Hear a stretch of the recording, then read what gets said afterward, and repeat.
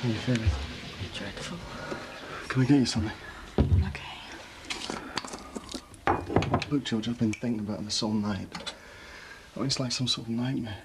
Yeah, well, at least you went the month throwing up. I don't understand. Like, how did you manage to get pregnant? Oh, so it's my fault, is it? Anyway, I've probably just got a hangover. You didn't drink that much, and you've missed 2 periods. You must be pregnant. Oh, since when have you been the expert? What else is it gonna be? I don't know. It's probably all the stress we've been under. Getting all worked up about it's not going to help anyone. I don't believe this. Yeah, so you keep saying. What about Mum and Dad, all right? What are they gonna do if they find out you are pregnant? Stop it. This isn't happening, OK? I'm not pregnant. No, morning sickness. You missed 2 periods.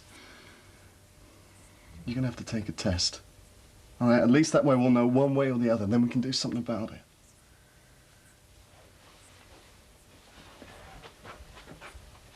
I still don't think you should go. What if somebody recognises you and puts 2 and 2 together? I'll just have to suffer the consequences, won't I? I've got to pay my respects to the bloke. I still think... Look, lad, we're going. OK. Thought you were going to lend me your shares.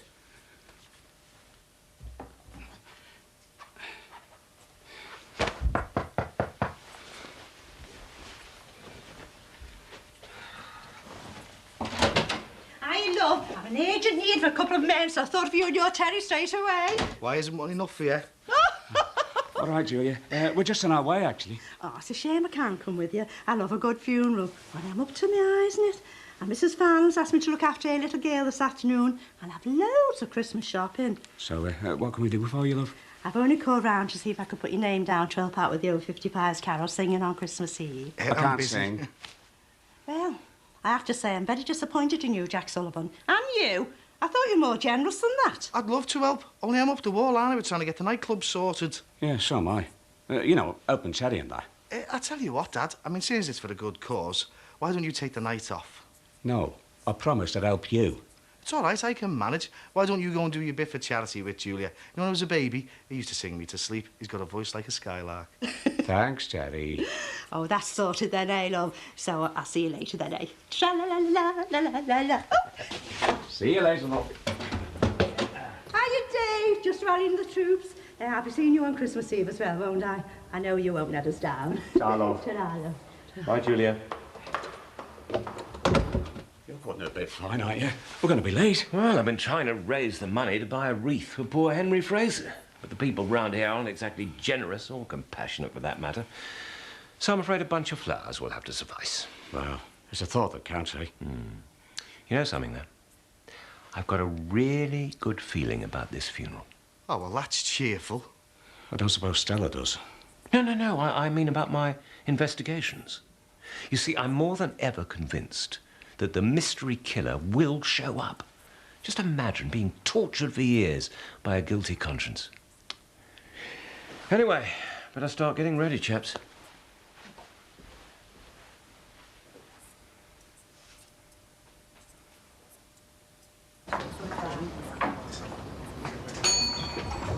Jimmy, you got a minute? Look, I've been thinking about your house. Oh, yeah? Well, I might be interested in it after all. Oh, right. Had a change of mind then a bit. So, what's the score? Is it gone or what? How much are you offering? Well, we can stretch to 25. Wait. Mummy, Dad? Oh, I get it. You're fronting for him, aren't you? I know he wants me out of the way pronto, so he decides to buy the house. Is that it? Look, are you going to take 25 or what? 25 grand? You are joking, aren't you, girl? Take it or leave it. Look, I know your dad wants me off the close and out of the way. And to be honest, I can't really blame him. But 25 grand, that is an insult. You tell your dad, I can't be bought that easily.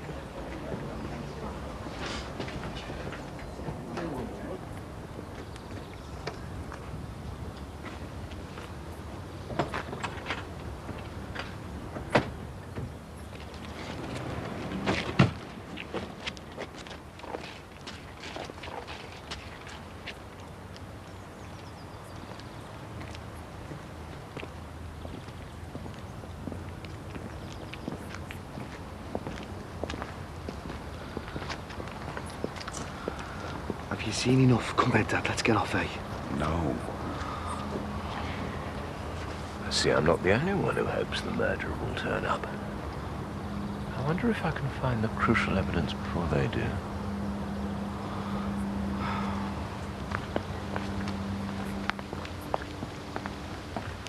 So, what time are you due in the grotto, Santa? Yes, all right, Dan. Very funny. Come on, hurry up and finish those. You'll be late for school. This I've got to see. My dad is Father Christmas. Yeah, well, I was rather hoping you might help me. No way. Never live it down. Mind you, might get me out of double maths. Yeah, sorry, you can't use me as an excuse. The Christmas fair's not till after school. Still not helping. Oh, come on, Dan. How am I going to do it on my own? All right. But it'll cost you. Yeah.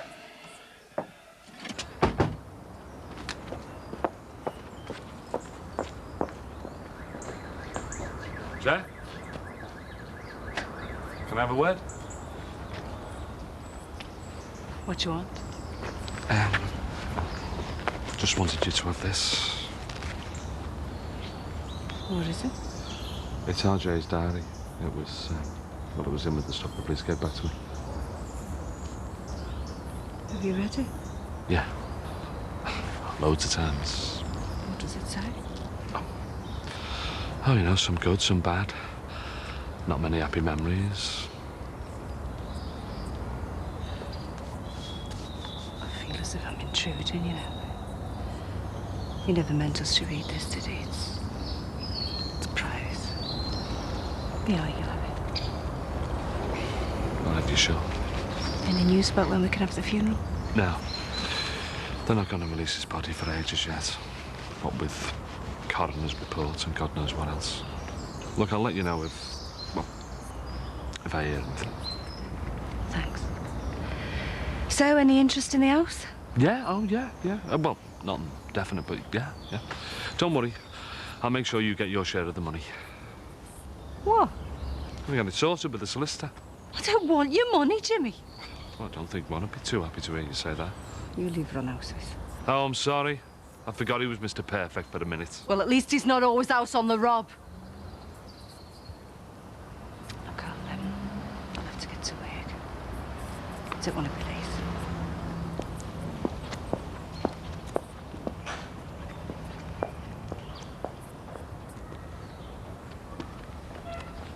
Jackie, you got a minute? Yeah. You still interested in my house? Why? You've changed my mind. You can have it. Oh, cool. I don't want to stay around here for months waiting for the buyer to turn up. Might as well just get rid. Oh, still at 25 grand. Yeah, whatever. It's a deal. I'll get on to the estate agents. So, was that it? Yeah, that's it.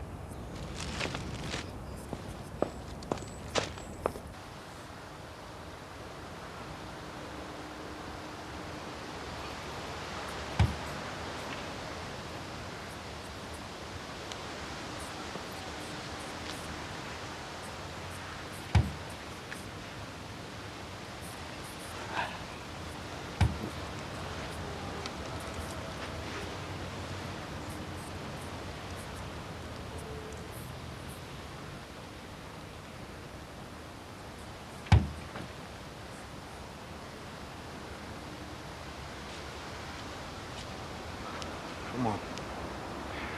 I think we ought to have a quick word with Stella. She probably wants to be on her own. Yeah, my dad's right. Come on, I think we better get off, you know. Oh, Mr. Crosby. Hello, Jack. Thanks so much for coming. And for the flowers. Oh, it's the very least we could do. You'll be able to put all this behind you now, eh?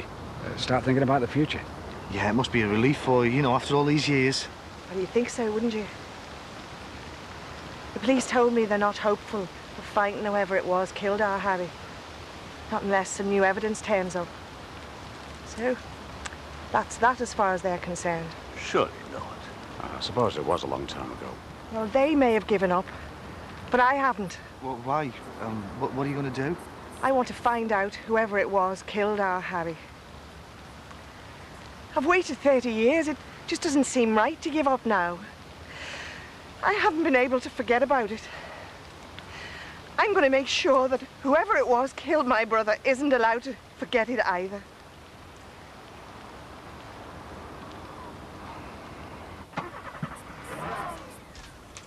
Boo! Just thought I'd pop in, see if you fancied anything special for your tea.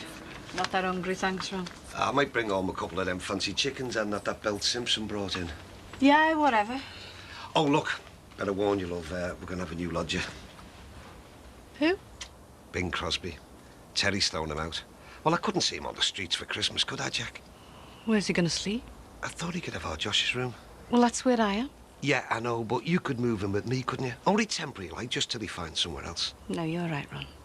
I'll sleep on the settee. Jackie, love, there's no need for that. Look, I could have your stuff moved in before you get home. There's no hassle. Ron, I can't share a room with you. I'll be fine on the settee. Hey, thanks, love. Yeah, nice little cherry one for you, Lee. There we go. All right, Julia. How are you, love? Perhaps I'll be lucky twice in 1 week. Do you know, I can't believe the farmhands put them wake before the little girl at Christmas time. Still, you don't mind being the Auntie Julia, do you, love? Will I get a present? Hey, just make sure I get one. I want a flash little car, you know what I mean? Come on, kids. Oh, yeah, the grosso. Come on. Are you going in to see Father Christmas? No way, that's for kids, that is. No, it's not. Hey, I won't tell anyone. Sue, please, love. Danny Simpson will. Oh, well, don't worry about Danny Simpson. What's he got to do with him, anyway? It's Dad's Father Christmas and Dan's helping him out. You what? How come they asked him? And the next one, please. Ho, ho, ho. Come on, Gems. We're going. Come, Edward. Yeah, but we want to see Father Christmas. Yeah, well, we will see Father Christmas, love, but just not here. Oh, and what do we have here? Ho, ho, ho. Hey, get your hands up here. You're to be locked up, the lot of you. I beg your pardon? What's up, Dad? You've got a nerve, haven't you? Your kids are carrying on, and you're standing there with a ho, ho, ho as if nothing's happened. You flaming perverts. Come on, love. Let's get you home where it's safe.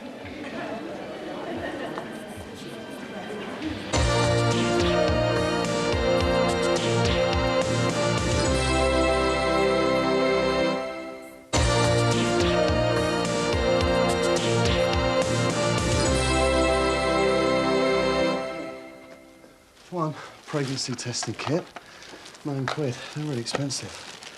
One copy of family genetics, and everything's all right, even if you are pregnant. Oh, yeah? Yeah, I've just been checked about it. It's not as bad as we thought. If I'm pregnant and they find out you're the father, we'll be arrested again. We'll end up in prison. That's just it. We probably wouldn't. Oh, come off it, Nat. Or do you think they'd go easy on me if I was 6 months pregnant? I don't think they're going to touch us, right? They haven't done anything so far. Neither of us are forcing the other one to do something against our will. We're both consenting adults. I've been reading all about it. The law is there to protect people who are being abused. Hold on a minute. You're forgetting about the main reason why incest is against the law, inbreeding. I mean, if we have a baby, it'll probably turn out to be some sort of monster. No, it's no more likely to be deformed than anyone else's kid. Come on, Nat. Look, the genetics thing is only a problem if it passes through generations. Genetics? For God's sake, Nat, you're starting to sound like Joseph bloody Mengele. Have you any idea what you're suggesting? I mean, what will people say? We'll be outcasts. All right, then we'll go away, somewhere nobody knows us. I couldn't, Nat. What about Mum and Dad? Look, until we know for certain, it's just speculation anyway. Go and take the test. Then we'll decide what we're going to do.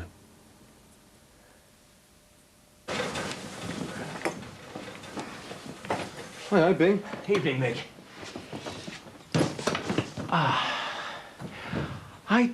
I'd like to sample one of your excellent pizzas, if I may. I'm sorry, Bing. I've turned the ovens off. See, I'm closing up once Jimmy gets back from his last delivery. Oh, blast. See, I was hoping for an early dart.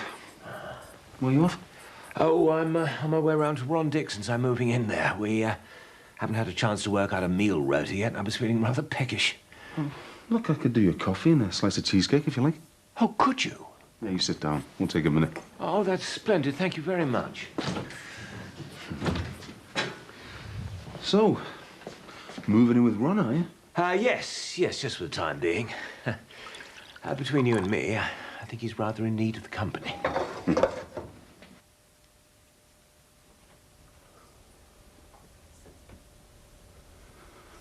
Look, if you're so sure you're not pregnant, why don't you just take the test and prove me wrong? George, will you go in the bathroom and take the test now?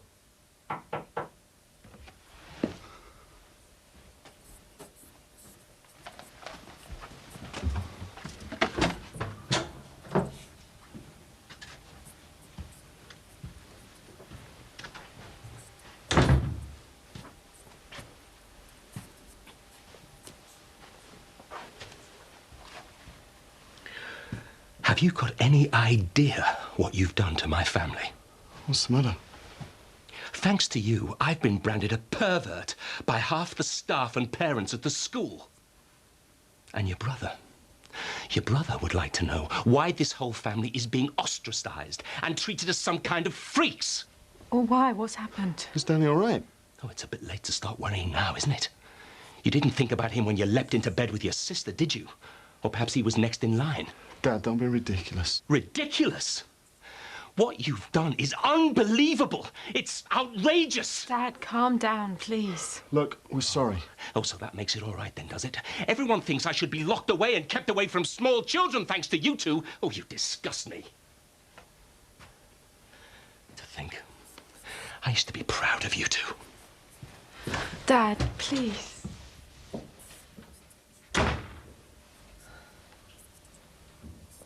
You enjoying that, Bing? This is delicious. Do you make it here? All right. Steady on, old son. Hang on, Jimmy. I've got to put food down on there. Mick, do me a favour, will you? Next time you send me out on a delivery, make sure there's petrol in the tank, OK? No, you haven't run out, have you? Yes, I have. And having that in the back is no good to no one if there's nothing in it. Basic rule of motoring, I'm afraid. So where's the van now? Outside my place, I had to nip home for something. Well, didn't you say it was in the red? Oh, it's my fault now, is it? Listen, it's your flaming van. Why don't you check it out? Hang on, Jim. I'm not blaming you. No need to bite me head off. Oh, all right. I'm sorry. I've had a bad day, that's all.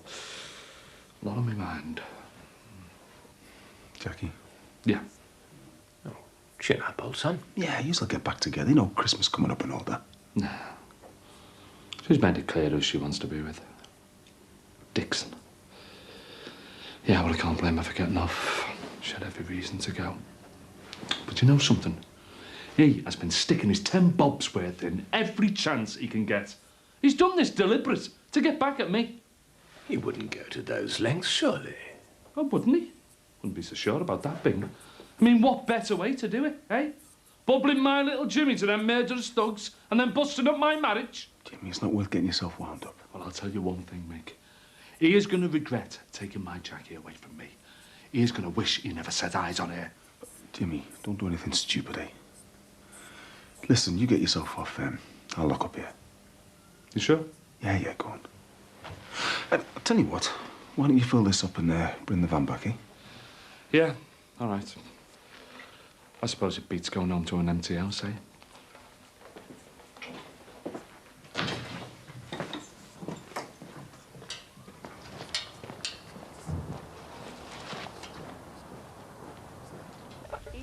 What time's David Crosby moving in? I don't know. He's already taken some boxes up to our Josh's room. Said he only had one more trip to make. I've given him his own key so he can let himself in. Change the bedding for him upstairs. Right. Well, I think I'll follow our Mike and Lindsay up. How about you? I want to watch the end of this. Oh, well, I'll wait for you then. No, it's got ages to go yet, and anyway, I'm sleeping down here, aren't I? Never thought you might have changed your mind. No, well, I haven't. You go, okay? Yeah, okay. See you in the morning then. Night.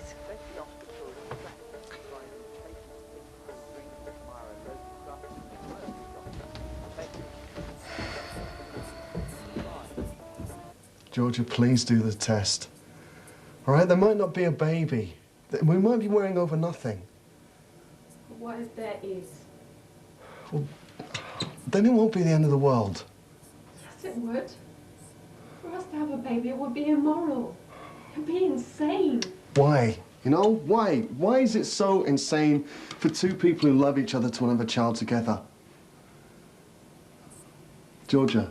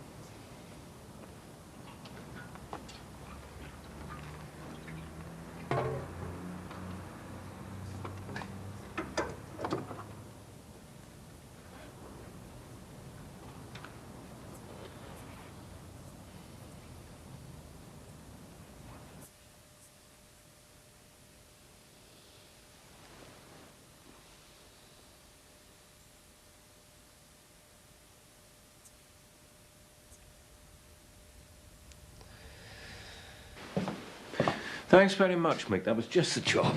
What do I owe you? Yeah, it's on the house, mate. Hey, don't worry about that, Bing. Jimmy will do it in the morning. Oh.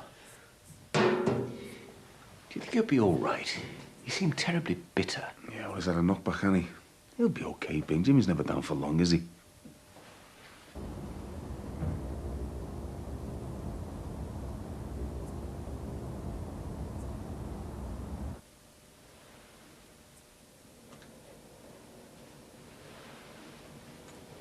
Have you done it yet? Yeah. Yeah, I'll be out in a minute.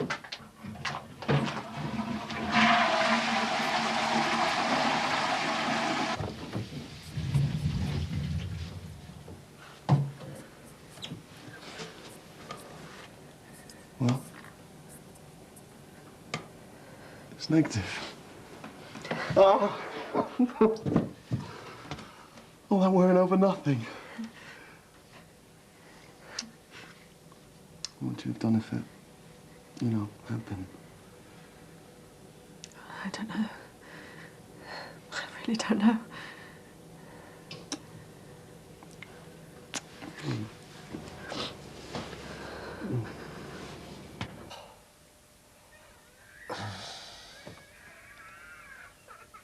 Michael.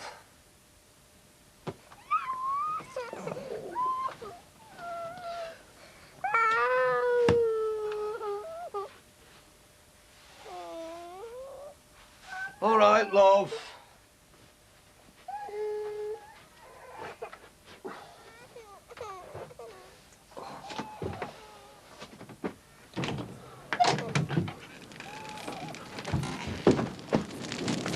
Mike, Lindsay, fire!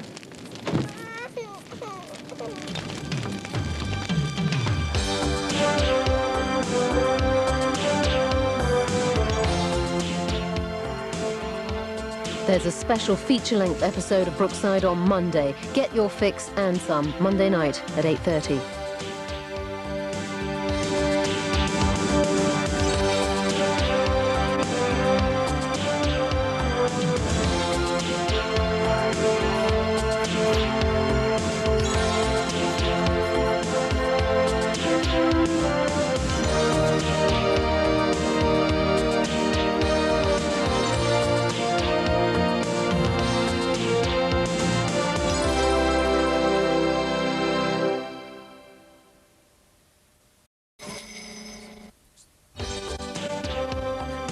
I'm leaving you, Jimmy. Properly this time. Me and Jackie are going away together. You and Jackie Corkill! You dirty little tramp! You mean everyone knew? Everyone guessed except me? You sentenced my lad to death. They were the thugs who were out to get him. They weren't bloody coppers. You killed him! He is going to regret taking my Jackie away from me. He is going to wish he never set eyes on her. What have I got now? I've got nothing now.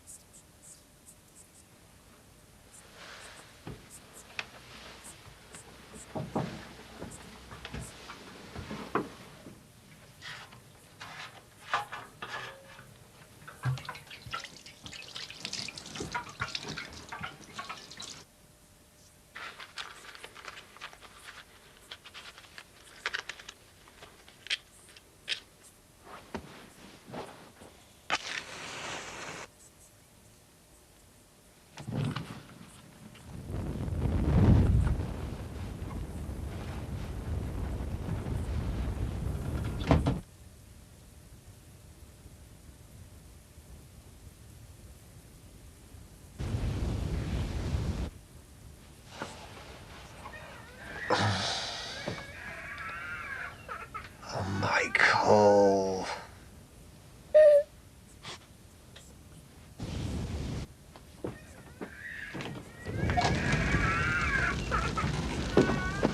Mike! Lindsay, fire! Michael, Lindsay! The house is on fire! Come on! Hurry up! Come on, we're full better! Quick! Flaming Jimmy. God knows where he's disappeared to now. If I was Ron, I'd steer clear of Jimmy tonight. The mood he's in at the moment. Ron's got Jackie Corkle staying there, hasn't he? Apparently so. I think since Bev left him, he's needed some company. It's probably why he's so keen on my moving in. All right. Quick, get a ladder! We can't get down the stairs! Bing, get over to us. Tell Simba to get his ladders as quick as you can. Look, we've got no time for ladders. Dad, move out the way. For God's sake, Mike, be careful! It'll be all right. Right, after three. Sinbad? 1, 2, 3. Oh! That was exciting, wasn't it, Ben? Come on, let's get your mum and Mike down, eh? Lindsay, come on, you next. I can't! Come on, move on. There, Bing, get me down. Come on, Linz, I'll catch you. You okay? Yeah. Where's me mum? Come on, son, you next! No, you next, Dad. No, I'll be fine, come on! Look, I can hold you. You can't hold me. Not with your heart. Come on. Hey up, lads! Oh, you next. I can't, son. You got me sure Jackie's all right. Don't be soft, Dad. Come on, you can do it. Come on. Go on. My God, look! You won't run down and keep the others one away from the house. We'll go knock the farms up. Come on, Okay, you'll be all right. Yeah. Go ahead. Right, get everybody back.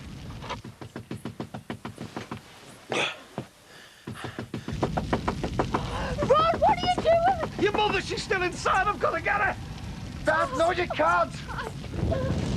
God, it'll only be a matter of minutes before it spreads over. Right.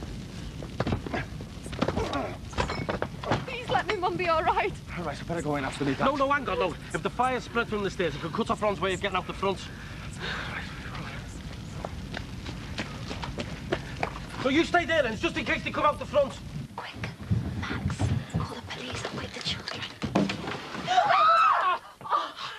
What are you doing in my house? Max, get the children. You've got to get out. David, what's going on? The Dixon's house is on fire and it could spread here. Your roof is smouldering already. You better hurry, come on. God. Any sign of your man? No. Mike and Sinbad have gone round the back, though. Better get in there. Hang on, you sure there's no flames or nothing? No, just loads of smoke. Look, I've got to get my dad and Jackie out of there. Yeah, well, all right, Mike, but just be careful, OK? Hang on. What's that noise? Oh, it's like a hissing noise. Mike, this sounds dodgy. Get up. What on earth was that? Oh, something's exploded. What if Mike's hurt? My mum's still in there. I think I can see something moving. Mum! Mike! You're all right, I told you that, okay? Oh, my God, you're all right. I thought we'd all had it. The back door blew off. Yeah, run. Come on.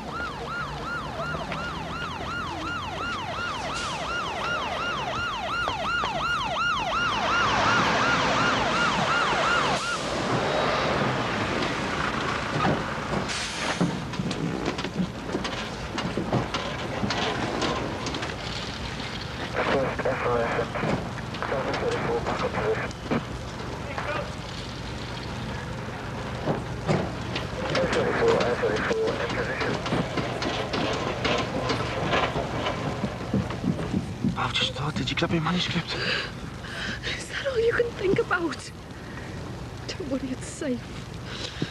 Wish it had gone up in smoke. Is she going to be all right, Mr. Dixon? I hope so, love, I hope so. Dad, what happened? I don't know. I woke up and there was smoke everywhere. The stairs were on fire. Oh, my lovely new decor. Ruined. I don't believe it. But how on earth did Ron manage to set fire to his own house? Bloody cheap and nasty light. He's got plaster all over the place. I mean, faulty. It's obvious. Well, we'll sue. Take him for everything. Oh, Max, I want to get the children out of here. Where, for heaven's sake?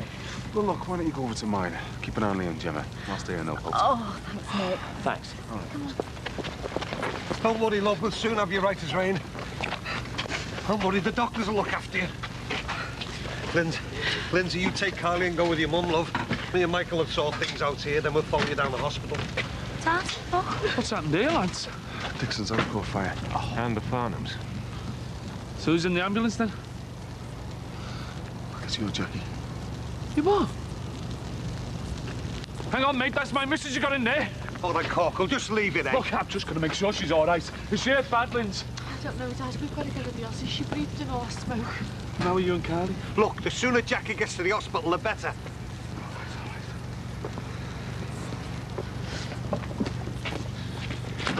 Hang on. I've just had a slight tip from that fireman. He thinks the fire could have been started deliberately. Petrol, he reckons. Reeks of it. It's all over the stairs and everywhere. You what? And apparently the front door had been forced open. Yeah, that's right. Yeah, it had. When I went back to get Jackie. You'd do a thing like that. If I get my hands on them, if anything happens to my Jackie... You what? You ate? Oh, don't call me innocent. It was you, wasn't it? Hang on, what are you accusing me for? Because I know exactly what you're capable of. Who did this, Dad? It's obvious. To get at you for pinching his wife. You take that back, you little bitch! Hey, Jimmy! Hey! You keep your hands off her! You can't go round saying things like that about me. I haven't been anywhere near your house. Wouldn't do that to my own wife. She's right, though, isn't she? Hey? This is your sick idea of revenge. No, I didn't do it. You believe me, don't you? Well, surely one of yous do. But honest, I didn't do it. You've got to believe me. It wasn't me.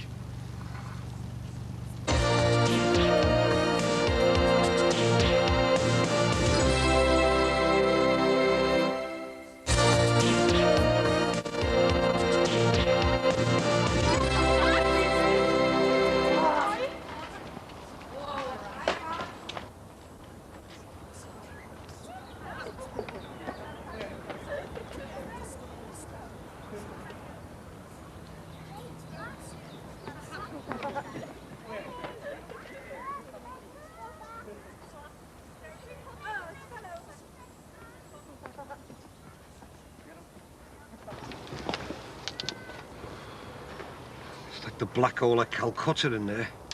I can't stand it, son. I've got to go inside, take a proper Dad, look. you can't. He said it's too dangerous. There goes Bev's four-poster. Oh, look at this.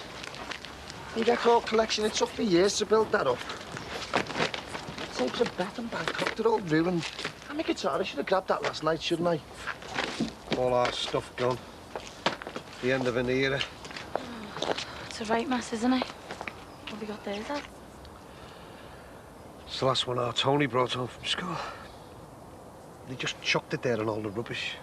Yeah, give it to me. I'll keep it safe and I'll clean it up for you. Some Christmas we're gonna have, eh?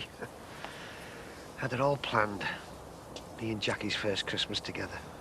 And yours and Lindsay's. It was gonna be so perfect. All of us together. Do you know, I'm surprised you can still think like this. If Jackie Corkle hadn't been shacked up and in, none of this would have happened. Oh, come on, Jack. We don't know who's done it. Well, not for sure, anyway. Oh, of course we do. It was Jimmy Corkle, wasn't it? I mean, we all know what he's done in the past, and who else would do something as evil as this? Aye, aye. Looks like the top man's here. About time and all. Now we can get something done. Morning. I'm D.I. Summerfield. Oh, good morning, Inspector. I'm David Crosby. I gather you must be Ronald Dixon, the owner of number 8? Sorry about your house. Must have been a terrible shock to you. Hello. I'm Max Farnham from number 7. I'd like to know when we'll be allowed back in our homes. Can't say for sure. The chief fire officer's making his report now. If your house is still structurally sound, you'll probably be able to move back in sometime tomorrow. Though I think you'd be quite busy with the mop and bucket for a while. Tomorrow? What are we supposed to do in the meantime? I know a thing like this is terrible at any time. But Christmas... You'd better arrange temporary accommodation while my colleagues and I start our investigation. Excuse me, but with you being called in, does this mean that this is definitely arson? Best not to jump to any conclusions just yet, eh? We all know who did it. It's obvious. Jacqueline, I know you've had a nasty shock, but do please be careful what you say. You can't just go making allegations like that. Look, if anyone has any information... I know who did this. He lives over there and his name's Jimmy Corkle. He's the one who tried to murder me dad. What if she doesn't want to see me? Of course she will. Come on.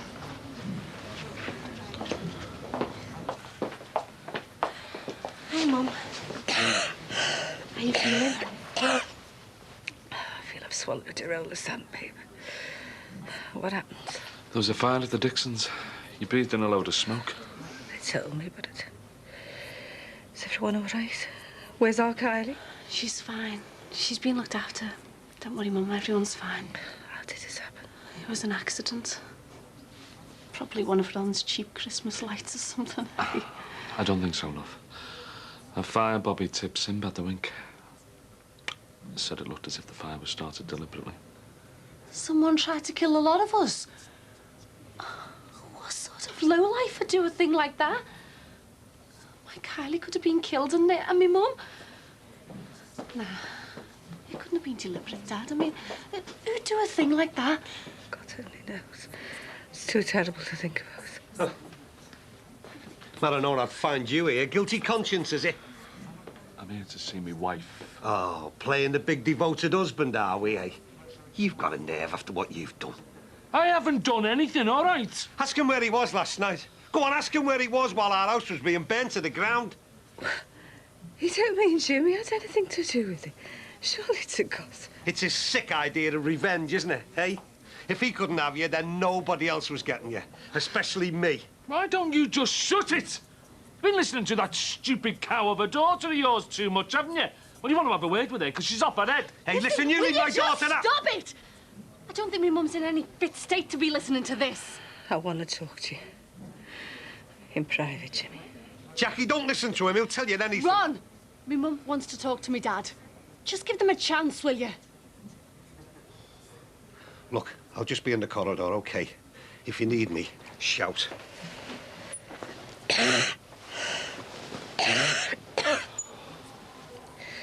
Look, you don't want to be listening to him. He's off his head. He's just looking for someone to blame, and as per usual, I've copped for it. Look, love, once we get you home, we can put all this behind us. I'd do anything to have things back the way they should be. What are you talking about? What makes you think I'm going to go back with you? You've got nowhere else to go. You'll have to come home. I don't have to do anything. Love, you can't be shacking up with Von Dixon again. His place is in ruins. Maybe. But whatever happens, I'm not going anywhere with you. You mean all this has been for nothing, then? All what? You can't blame me for hoping, Jack. I mean, I thought this would make everything all right. Lindsay and Kylie could come home and we'd be a proper family again. And how far would you be prepared to go to make that happen? I'm telling you, love, I'd do anything. Anything. Did you start the fire? Oh, not you and all. Oh, please. Could you think that I could murder my own wife? And my daughter and my granddaughter? What the hell do you take me for? I hope you're telling me the truth, Jimmy. Because if I find out you had anything to do with that fire, I swear to God, I'll hand you over to the police myself.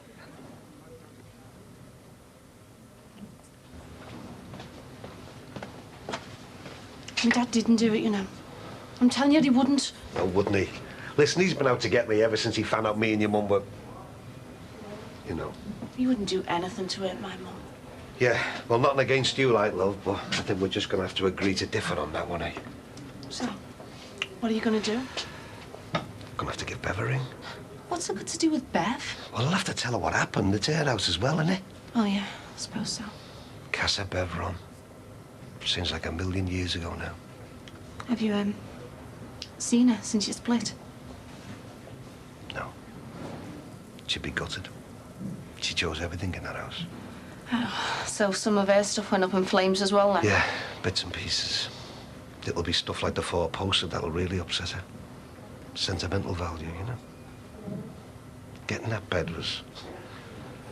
Well, it was her idea of achieving a lifelong ambition. Yeah? Right. No point in me hanging around here. Me and your dad'll only end up coming to blows. Were you off? Well, I've got to try and get myself organised. Sort out where we're all going to be sleeping tonight. See you after.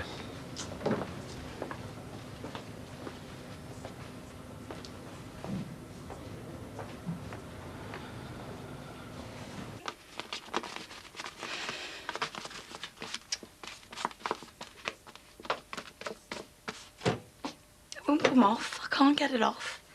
What have you got there? It's destroyed.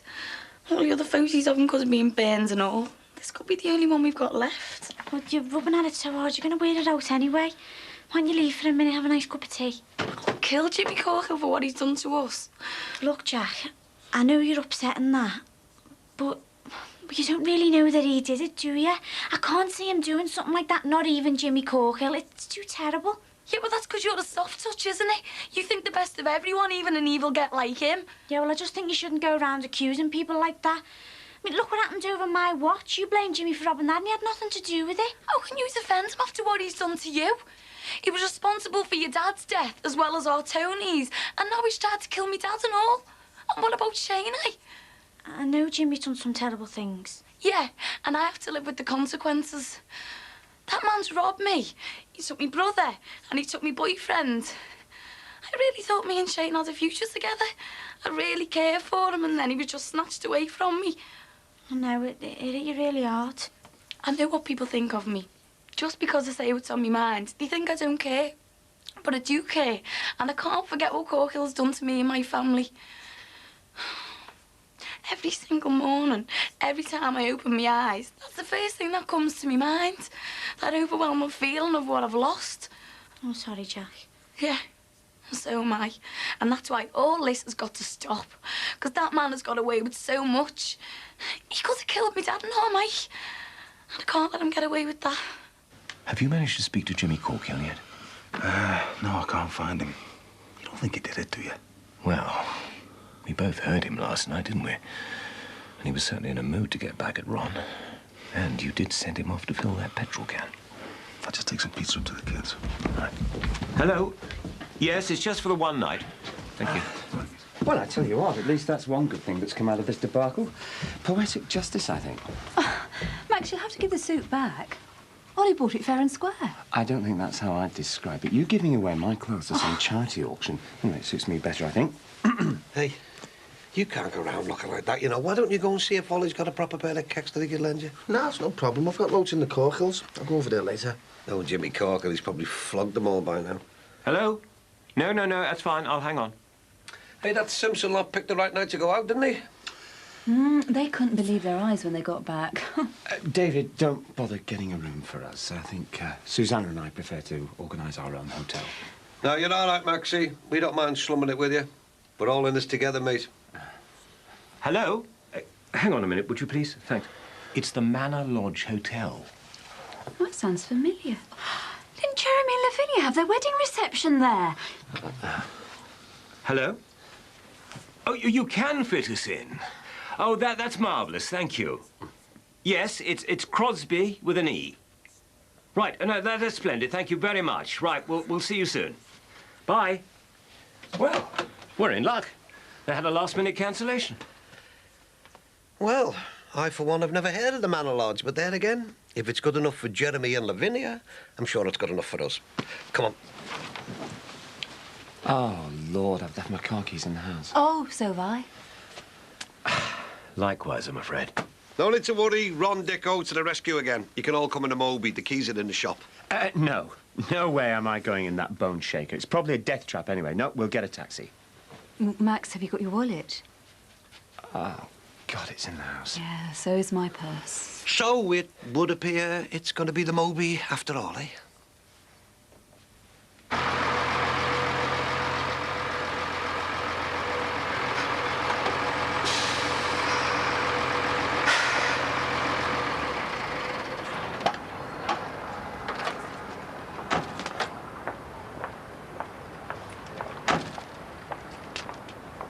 This can't be it. That's the right street in the A to Z.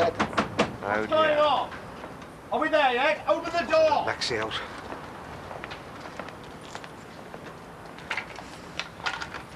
All right, Maxie, all right. Keep your head up. Oh.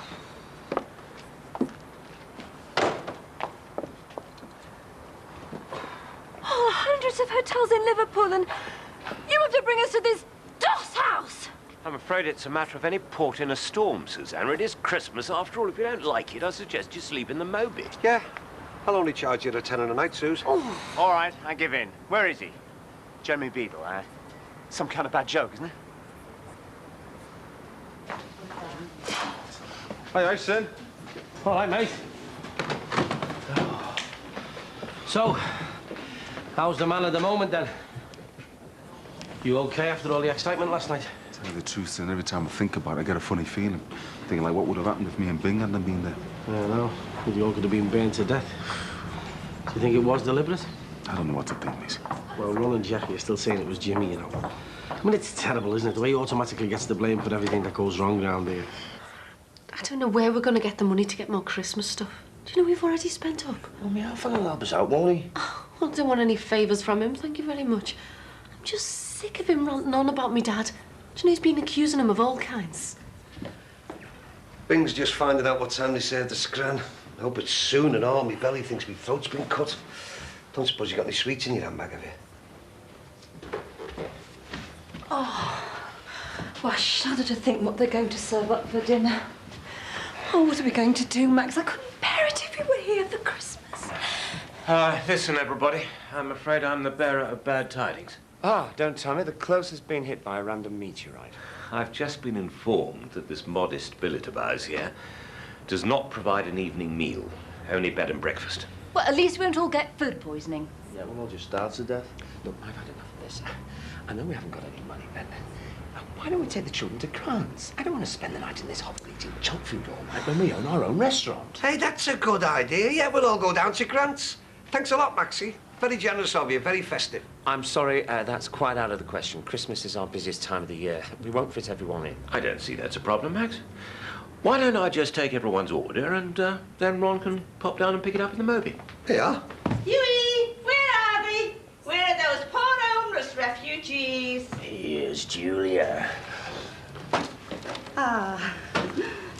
I saw that pretty Katie Rogers on the close and oh, I couldn't believe my eyes when she told me the terrible news. So I thought I'd come straight over and cheer you all up. What a relief. Yeah, love.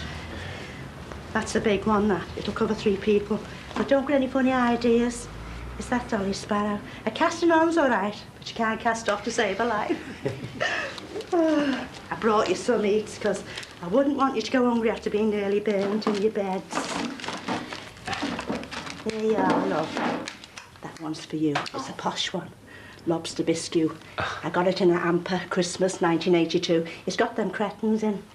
I think you'll find it's called lobster bisque. Well, it still tastes the same, no matter what they call it. Julia, gives go your soup there.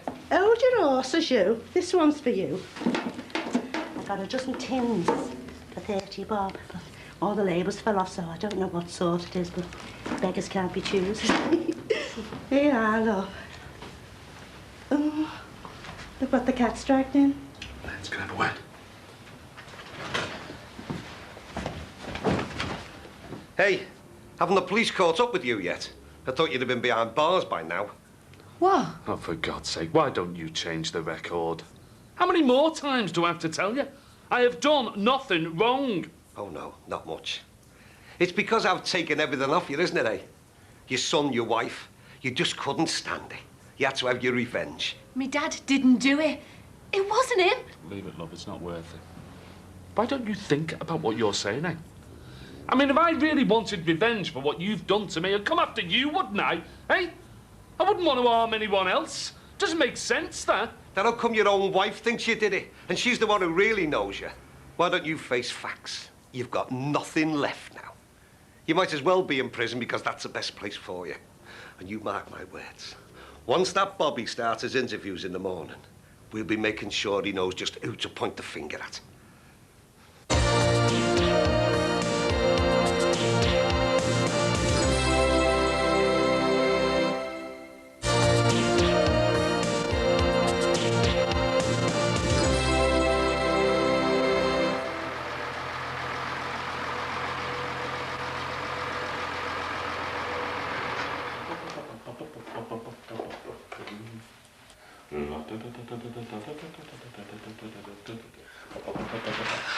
Sorry, Mr. Crosby.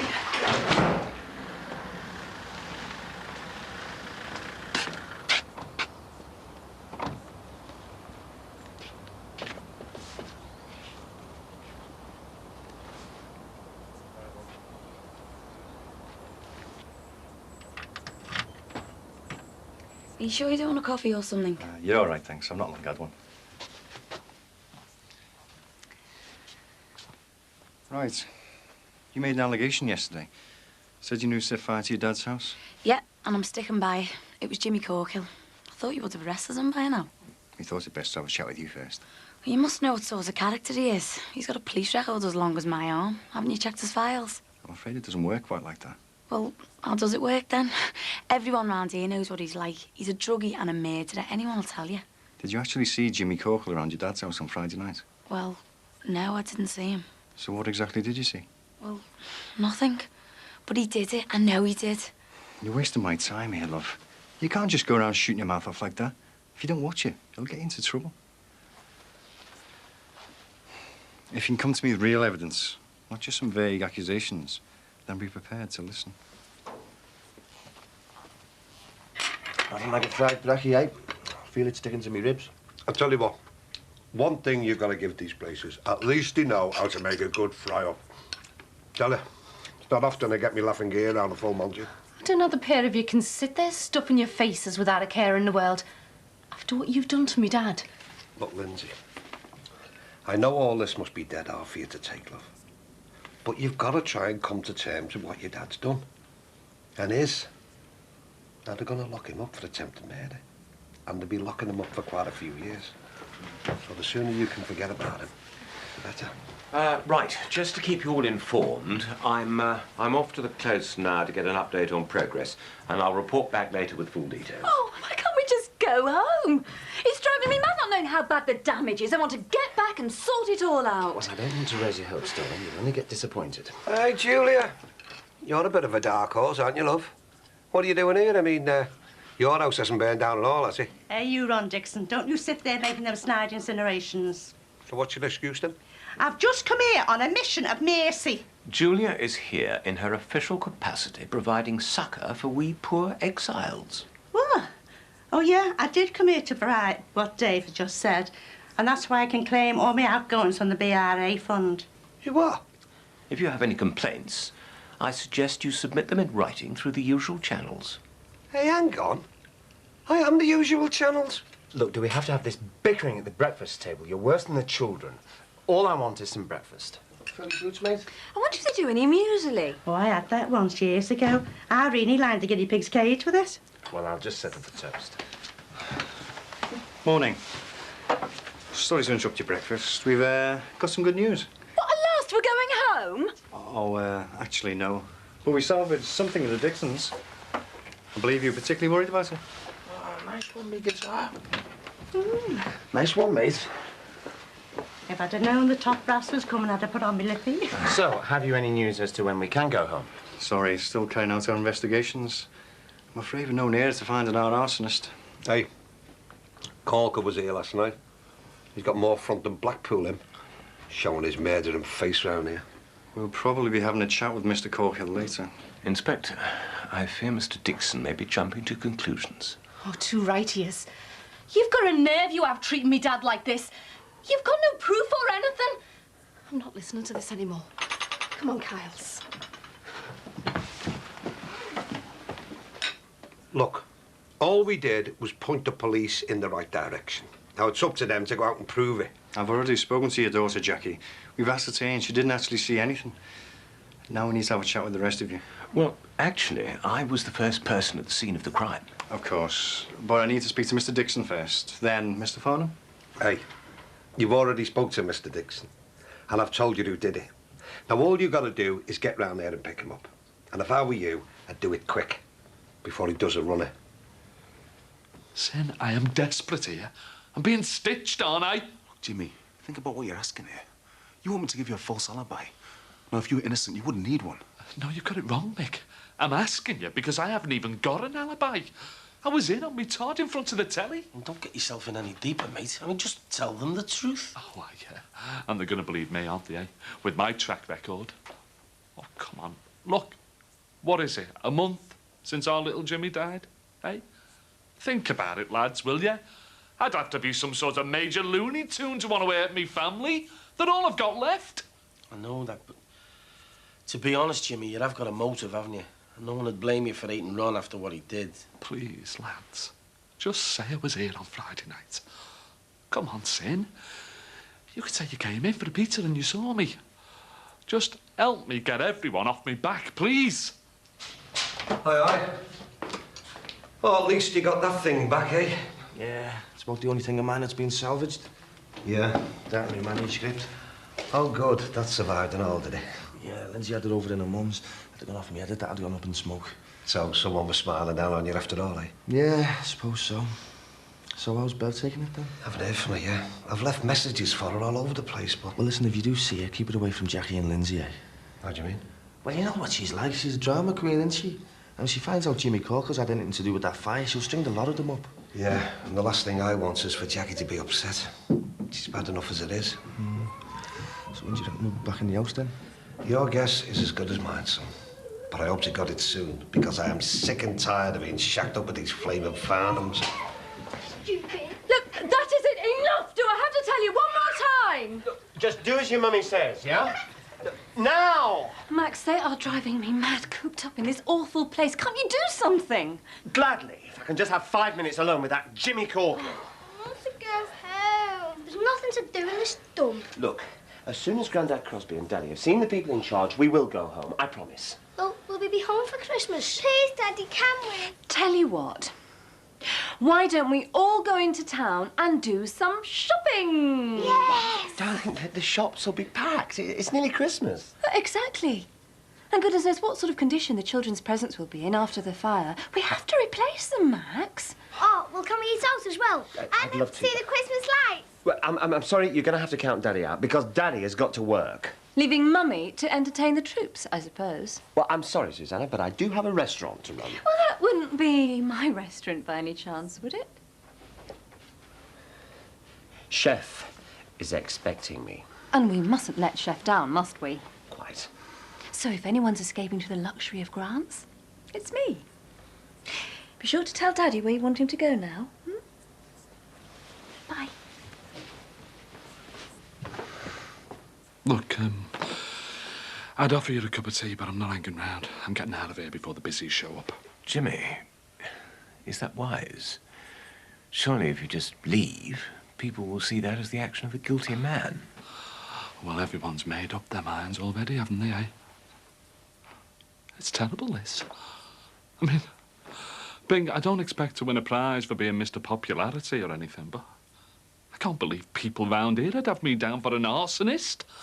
As if I'd murder my own family in cold blood. Do they think I'm a psycho or something? Yes, it is far-fetched, I agree, but unfortunately, Ron Dixon seems to have convinced himself. And, if you don't mind my saying so, you do have rather a checkered past. Yeah. Look, I know I've done some stupid things. Played the big man. Out there selling drugs and that. But then, I never even stopped to think about the consequences. I never thought about all them lives I was wrecking. Look, Bing, it's no secret. I've caused people's deaths. I mean, can you imagine what that feels like? You never get over something like that. And you certainly don't set out to do it again. That's why I knew I had to change. And not just for myself, but for my family. I've put them through some terrible things over the years. I wanted them to be proud of me. You know, Bing, sometimes I look at myself and I think, what right have I got to be here, alive, after what I've done? I couldn't do anything to harm Jackie. I've never stopped loving her. I mean, she's part of me, and our Lindsay. Bing, that girl is so precious to me. She knows what I've done. How I've screwed my life up. But she still loves me. She trusts me in spite of everything. I mean, I'd never do anything now to lose that, because it's the one thing I've got left in my life that's worth anything.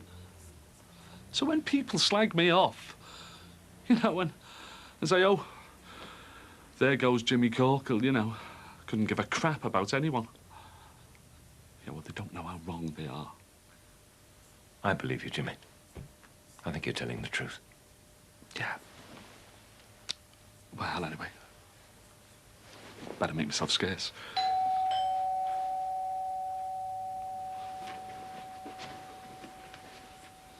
God, this is it. They're coming for me. I'm getting out of here. Jimmy, listen. Please, tell the police what you've just told me. I know they'll believe you. Give Jackie and Linz a message, will you, Bing? Tell them I love them. And I'm sorry. Whoa! Where do you think you're going? Come on, friend. You and I need a little informal chat. Look what I found.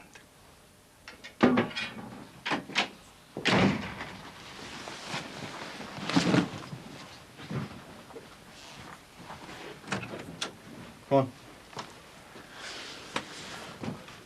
Inspector, he didn't do it, you know. Mr. Corkhill is the victim of malicious gossip. Thank you, Mr. Crosby. If you'd be so kind.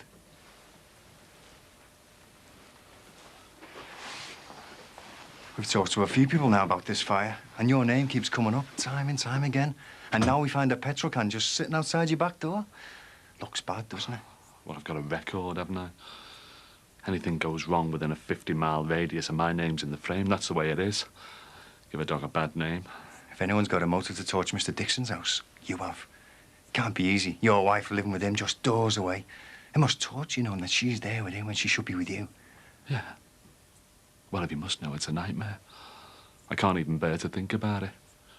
But that's no reason to try and see it out of the way, is it? The thrill get a bit too much, eh? Having to see them together day in, day out. No. Come on, tell the truth. I bet you couldn't stand it, could you? And you thought of a way to fix it, didn't you? Permanently. Didn't do a very good job of hiding the evidence, though, did you? Look, I swear I never burned that house down. Look, that isn't even my petrol can. I was just filling up my boss's van, that's all. I wasn't even here when it happened. I've got an alibi, honest. OK. Where were you? I was working Friday night. In, the pizza parlour. It's on the parade. Is there anyone who can substantiate that? Yeah. Mick Johnson, my boss. Oh, and Sinbad called in as well. Sinbad the sailor, is that? I suppose Mickey Mouse put in an appearance as well. His name's Thomas Sweeney. He's got a shop on the parade. Lecky Place. Mates of yours, are they? They're my neighbours. Check it out, will you? They back it up. That's it. You'll be in the clear. Surely you don't think it was him, Mike? What? Of course it was him. He's me dad. Oh, some father that one is, torturing me dad's place when you were all still asleep in bed. Linz, he could have killed us. If me dad wouldn't have woke up when he didn't do it.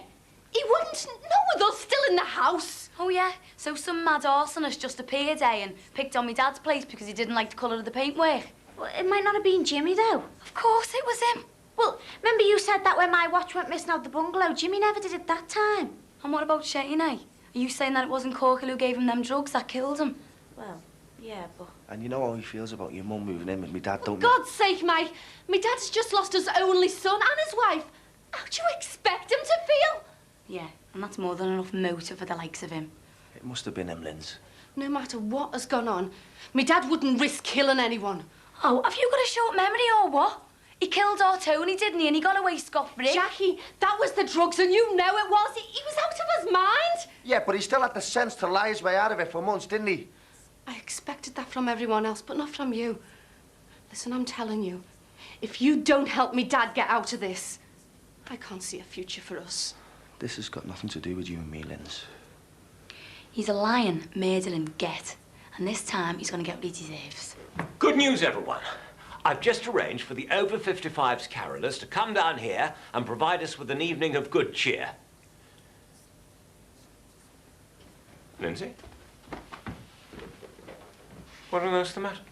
She's having trouble facing facts, Mr. Crosby. She doesn't want to hear the truth. Ron? Bev? What are you doing here? Julia told me about the fire. I just wanted to make sure you were okay. Oh, yeah, I'm terrific. Given the fact that my house is burned down and we're all out in the street, like. Yeah, I'm sorry. No, Lord, no. It's me. I'm sorry. Come on. Better come in. I know he's been a certain worst dad of me all these years. Especially since he got mixed up in the drugs. No one around here's ever really given him a chance. Anything goes wrong or something goes missing, and it's always down to me dad. I'm afraid you're probably right, Lindsay. You see, it's only too easy to point the finger when there's a tailor-made suspect to hand. I know he's been mixed up in all kinds in his life. But I'm telling you, since me and Mike have been back from Bangkok, he's really tried to make a go of things. He's changed, Mr. Crosby. Getting the job in the pizza parlour and even helping everyone with all the drugs counselling. There's just a whole other side to him that people don't seem to see. You don't know what he went through, trying to sort out our little Jimmy. I can imagine. And I want you to know that, having spoken to your father, I believe he's telling the truth. He never started that fire at the Dixons. I know he didn't. He'd never hurt me or Kylie. Of course he wouldn't. Then you've got to help him, Mr. Crosby. Because if he goes into prison again, it'll destroy him.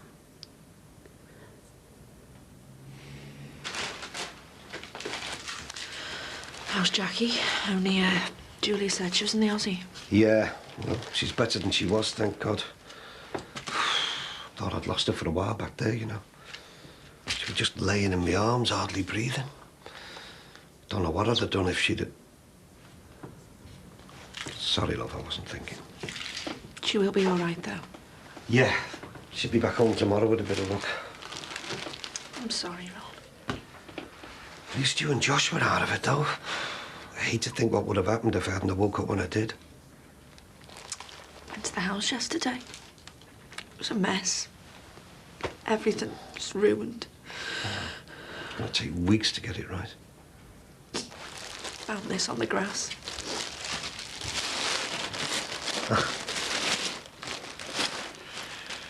Casa Bevron. Jimmy got that little fella by my mum's to make it for us. Yeah. Now it's all ruined, isn't it? Curtains, me borders, the carpets we chose together. Just everything, isn't it? Come on, Bev, don't be upsetting yourself. I can't believe it, Ron. I mean, 1 minute we're living there, me, you and Josh, a proper family, and the next... At least there's one bright speck on the horizon. The scumbag who did this is going to get his just desserts. You know, started the fire. Oh, yeah. Jimmy Corkhill. Had to be. And if I have anything to do with it, he's going to be going down for a long, long time. Let's get this straight, gentlemen. You, Mr. Sweeney, didn't actually see Corkhill on Friday until after the fire had started. Is that correct? Yeah, but he was in the house, like he said. I saw him come out. But after the fire had started? Yeah.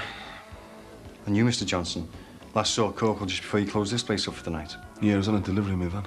The same van that, according to our friend Corkhill, ran for petrol when he was on his way home. Which is why he claims me carrying the petrol can when you saw him.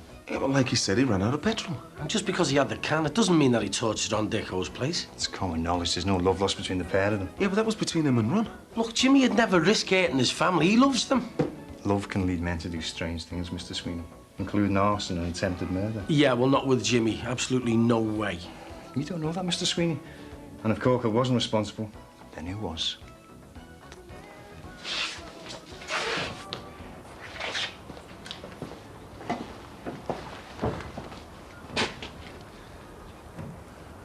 Jimmy Corkhill.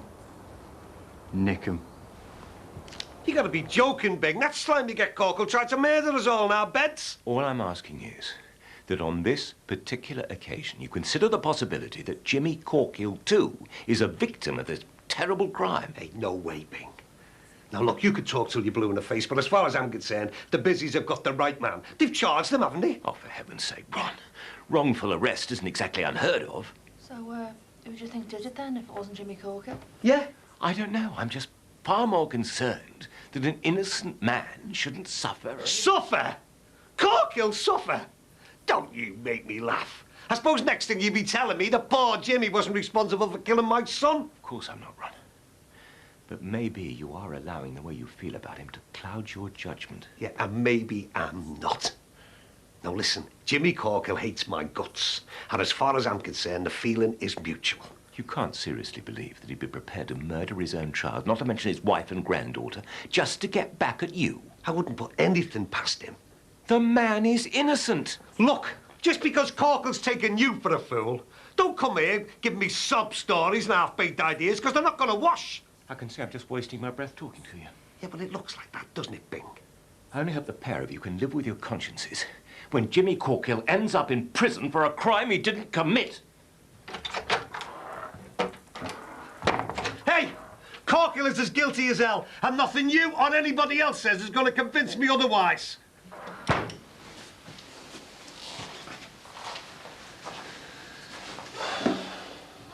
How long are you going to keep me here? He'll go before the magistrates tomorrow and be formally charged. Look, I swear to you, it wasn't me. Fool the other one, Jimmy. You've a record as long as the Mersey. Yeah, I know. But not for anything like this. I wouldn't. With my own family in there. Not such a good career move then, Jimmy.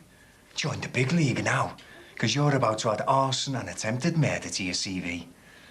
I tell you what, Bev, if I've got any say in it, that low-life Corkle will spend the rest of his life rotting in some prison cell.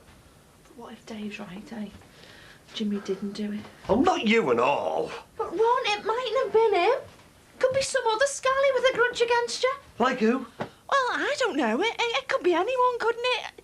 Some woman that you've upset, or... Dee Dee. It's Dee Dee, isn't it? It's a crime of passion. Oh, don't be ridiculous, Bev. Why would Dee Dee want to do something like that? She just got engaged to that Tom fella. Yeah, but what if it was, eh? I mean, she could be dangerous, unhinged. Dee Dee, give over, will you? Let's go away, Ron. Just you and me and Josh. Let's get away before everyone finds out. Finds out about what? I know what it must be like, Ron. I know how Dee Dee felt having some other woman in her home. It was like all my life I'd had this dream of living somewhere like Casabev, Ron. It was like I had a picture in my head. I loved you, Ron. I really, really loved you. I know you did, love, I know. How could you do it to me, Ron? How could you take it away from me like that? I'm sorry. I couldn't stand it. Like Jackie Corkhill in my house with my fella. Bev, what are you going on about? Oh, I wasn't thinking straight, was I? I was confused and I was upset. I didn't mean for any of this to happen. What are you saying, Bev? Nothing. I mean... It was you, wasn't it? Wasn't it? I didn't mean to do it, Ron. Oh, my God, no. I'm sorry, Ron. It was me. I was the one who put in Casabev.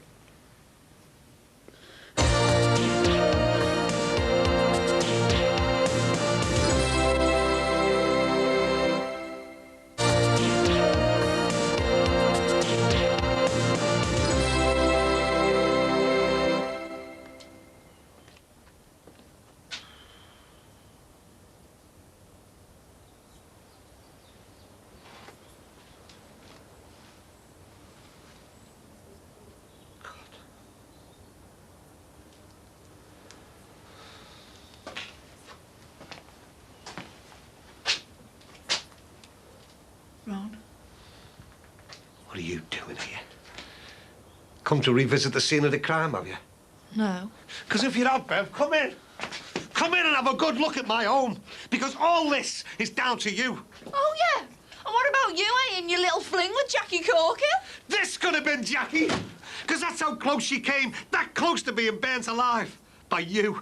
What? You didn't hang around to see her being carried out, did you, Bev? Ron, I didn't mean... And what about little Kylie, eh? You never thought twice about her either, did you? Or me, or Michael, or Lindsay, if it comes to that. The best day's work I ever did in my life was getting shut of you. Ron, where are you going?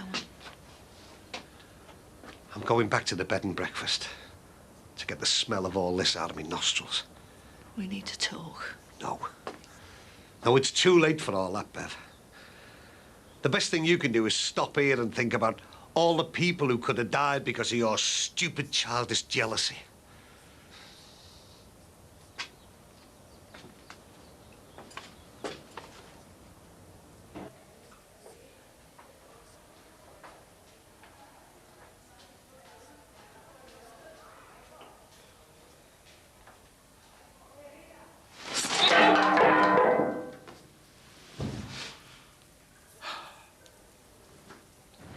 You all right, Dad? Dad, you look terrible. Oh, I didn't get much sleep, you know. I don't suppose poor Jimmy Corkill did either. He'd be going mad locked up in there. Can I go and see my granddad? Not today, I'm afraid, Poppy. You all right, Ron? You look as if you've seen a ghost. Bev's seen the same one as well. I'll just see what she wants.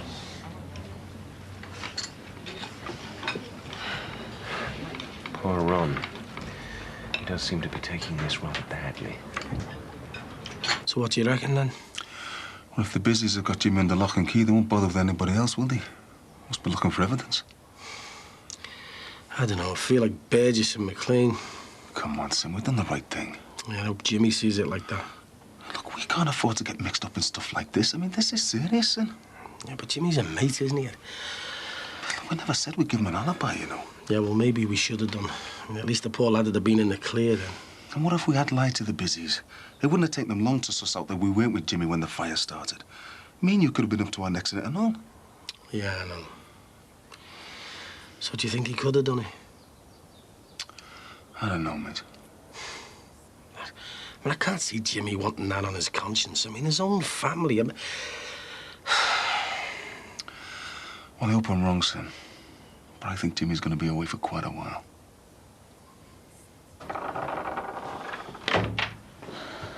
So, what are you going to do? I don't know, Bev. I lay awake all night thinking about what you told me. I still can't believe you did it. Never realised I hate you that much. I honestly thought the house was empty, Ron. I mean, it seemed so quiet. I thought you had all gone out. I had to do something to get back at you. I mean, that house was me and you. All that time we spent in there. Suppose I spent most of it off expecting you to go at any minute. I mean, it was all a bit of a joke, wasn't it, Bev? What with me being old enough to be your father. I don't know, maybe I never really let myself believe it at last. I really loved you, Ron. Yeah. I know you did, Bev. It wouldn't have been so bad if it wasn't Jackie Corkill. But I felt like a fool, like the pair of you were laughing at me behind my back. It wasn't like that, Bev. Me and Jackie Corkill are good mates. Right. And we weren't, eh? Yes, of course we were, but all I'm saying is, me and Jackie, it just happened. And it wasn't your fault, was it, Ron? I'm sorry, Bev. I love it, I can't help it. So, where does that leave me, eh? Now you know I'm the one that started the fire. I've had all kinds going through my head since yesterday. Do you realise that the police could come and arrest you at any minute? I mean, have you thought about that? It's attempted murder, you know. I know, Ron, but I really believe the house was empty, I swear to you.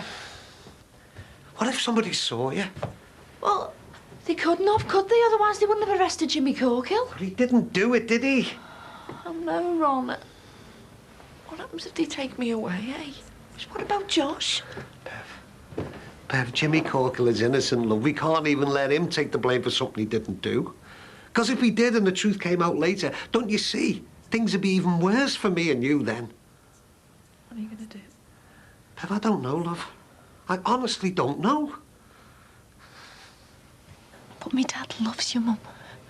You can't honestly think he'd want to hurt you like this. I don't know what to think anymore.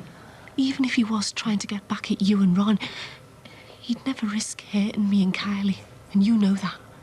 So why have the police arrested and charged him then? They were just picking innocent person up off the street, you know. Mum, they only got onto him because of what Ron and Jackie Dixon said to them. They'd never have arrested him if it hadn't have been for them too. The busies would have got round to your dad sooner or later, love. You know they would. You really think he did it, don't you? Please. I've spent the whole of my married life defending your dad. Listening to him swear he was innocent. Making excuses for him, and I'm tired of it. You've had a taste of it with Gary, haven't you? You know how hard it is. But, Mum, he told the police where he was Friday night. What sort of an alibi is that? Dozing in front of the town. He never started the fire. Don't you think I want to believe that? Lindsay, I know what this is doing to you, love, because I've been there. I've lay here praying that you'd just come up with some sort of proof that this time he had nothing to do with it. You know, the state your dad's been in since our little Jimmy. And then me and Ron. I don't know what your dad's capable of anymore. Not this, Mum. Maybe it's all for the best, eh? Mum. How long would he get, Linz? A few years at the most. You know, when he shoved that DJ at the club for selling drugs, he said that was for his own good. Well, maybe this is what your dad needs. Just one final lesson, eh? Maybe this time it'll be all over. So would you mind telling me, Mr. Dixon, how come you never mentioned this before? I suppose with everything that had gone on, you know, the upset and all, I just forgot. You forgot? Yeah, with the trauma. Post-traumatic stress thingy, I think they call it. I mean, it wasn't until I was going through it all with Bev, she's still got stuff at the house, that I actually did remember. You see, I was trying to picture it all, and I couldn't sleep, and I suddenly remembered seeing them. So there you were, stood at the window counting sheep, and these two lads just popped into your head out of nowhere. Well, yeah, I suppose so, yeah. And what was it they were wearing, eh? A pair of woolly hats. Look, I saw them, I'm telling you, OK? Now, I remember going to the window, and there they were, running across the close with all the stuff that they'd stolen from the house. And did anyone else see them? No. But I don't know, because that's when I saw the smoke. And, you know, the rest of the night's just a blare with trying to get everyone out, and Jackie being unconscious. It must have been delayed shock. So we've only your word for this, Mr. Dixon.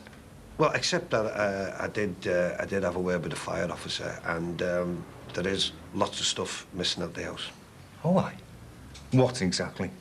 My watch, a radio, that carriage clock, and some of me CDs. And can anyone vouch for that? Yeah, I can. So why did these so-called burglars torch the house? Well, you know, they're not like the old-style burglars, are they, these kids? You know, they don't care what damage they do they? Arson, murder, it's all the same to them. And you're prepared to sign a statement to this effect? You do understand, don't you? That giving false evidence is a serious offence. Yeah, I do. Right. I'll arrange to have an officer take your statements.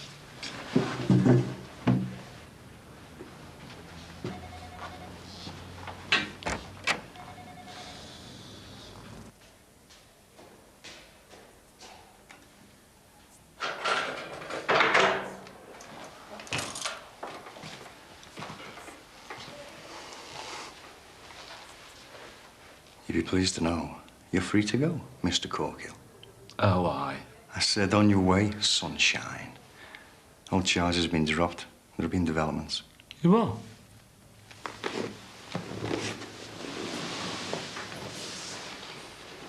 I can go, like? Must be Christmas, eh, Corkill? Right. Sure you got everything? It's all in here, Dad. Hope it's a new Christmas tree up when we get home. Sweetheart, you can have whatever you like. You've still got a home. Right. Everything? In the taxi. Come on. Come on, Matthew. What's going on? Ah! Just had a visit from Santa David. And?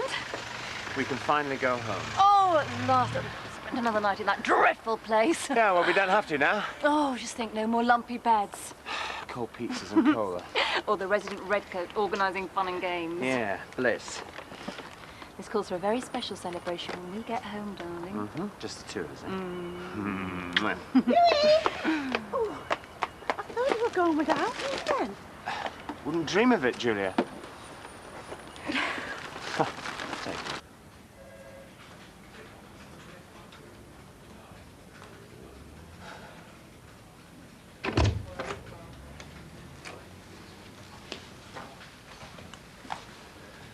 You wouldn't mind taking a seat while your statement's prepared, Mr. Dixon?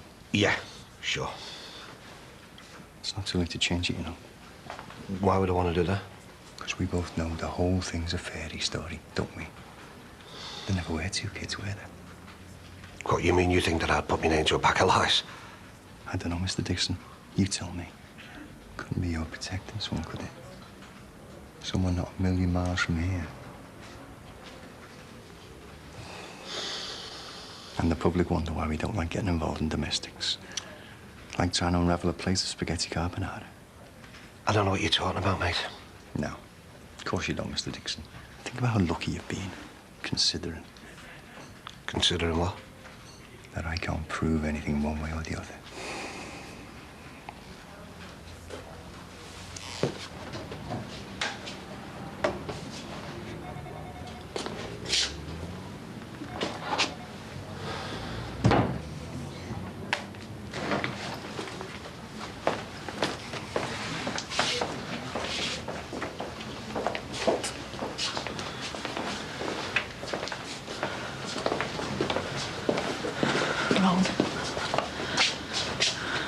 Thank you for what you've done. I can't believe you've done it for me. What, you mean perjured myself? Put my signature to a pack of lies? No, neither can I, Bev. I can't believe what you did either. I'm sorry, Ron. I was just hurt and upset. I didn't expect any of this to happen. No, you didn't. And look, as far as anybody else is concerned, it didn't. You got that? This is just between me and you. I know, Ron. But if I were you, I'd spend the rest of my life praying it stays that way.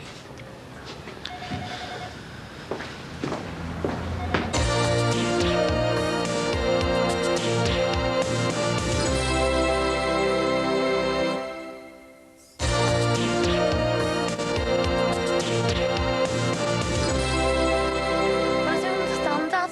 Up until yesterday, you were dead sure it was Jimmy Corker who started that fire. Yeah, you'd want to got him arrested in the first place. Yeah, well, we were wrong then, weren't we? Yeah, well, I think it's all dead dodgy. And how come you never mentioned seeing these two scallies before? Well, I must have just forgot, you know, put it to the back of my mind, you know, with all the upset and that. Dad, you don't just forget something like that. Michael, I don't know. Sometimes your mind plays tricks on you. Sometimes you believe what you want to believe. Must have been all that false memory thingy that got me all confused, like. Yeah, well, it stinks. Oh, Max. Everything's soaking wet. Had a flood. Not a fire. Well, look at the carpet.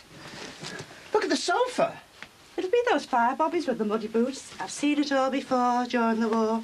That keen they were to get the roses out. Well, thank heavens this has survived. Oh, young Peter had one of them. Dead proud of it he was and all. Always on about his tweeters and wooters. Max, look at them. Well, look. Oh. At least everything is intact. Well, more or less, anyway. It's just a case of trying everything out. Oh, thank goodness we topped up the insurance when we swapped the mortgage over. Yeah, I'll get on to the broker tomorrow and get some professional cleaners in and get this mess sorted out. My babies are all wet, Mummy. And my computer's wrecked. It's soaking wet. Oh, they've been upstairs as well. Well, one thing's for sure. We can't possibly stay here. No, I'm not spending Christmas in that dreadful B&B, Max. We won't, I promise. Even if we end up on the other side of the country, I'll find us somewhere decent this time. All out. There's Carlos. There's a good girl.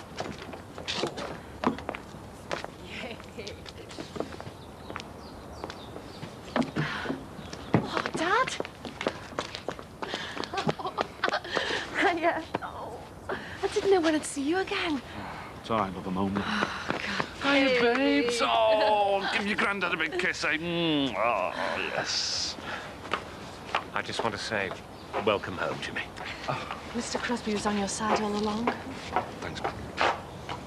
The hell is he doing here? They say the victim always returns to the scene of the crime. It gives them some sort of reverse satisfaction. Well, we'll see about that. Well, I hope you're satisfied. Have you seen what you've done to my home? It wasn't me. The whole place is absolutely soaked through. The curtains, the carpet, the three-piece suite, even the children's Christmas presents, for heaven's sake. Max, you've got to... No, it's all right, Ron. You keep out of this. Haven't you an ounce of decency? Have you one tiny bit of humanity left? Because people like... No, scum like you wreck people's lives. Do you know that? Do you actually care because it was left to me? You'd be locked away forever. Oh, for heaven's sake, Max, shut up, will you? Before you make an even bigger fool of yourself. Jimmy didn't start that fire. But you said that it was... Apparently, our friend Mr. Dixon got it wrong. It seems he now remembers seeing 2 young tearaways running away from the house just after the fire was started. But people like you, with your petty little minds and your self-righteousness, you don't want to believe that, do you? Do you know, not one of you knows the first thing about humanity and decency. Come on, Dad. They're not worth bothering with. Well, I didn't know. I mean, well, you said, didn't you, that he was in police custody? Yeah, well, he's not now, Max, because he didn't do it this time. Well, I hope you'll all have the good grace to apologize to Jimmy for what you've made him go through.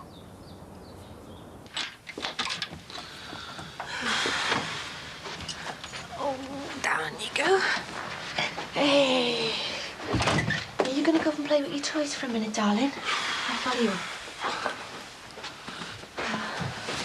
Didn't think I'd be seeing this place for a while.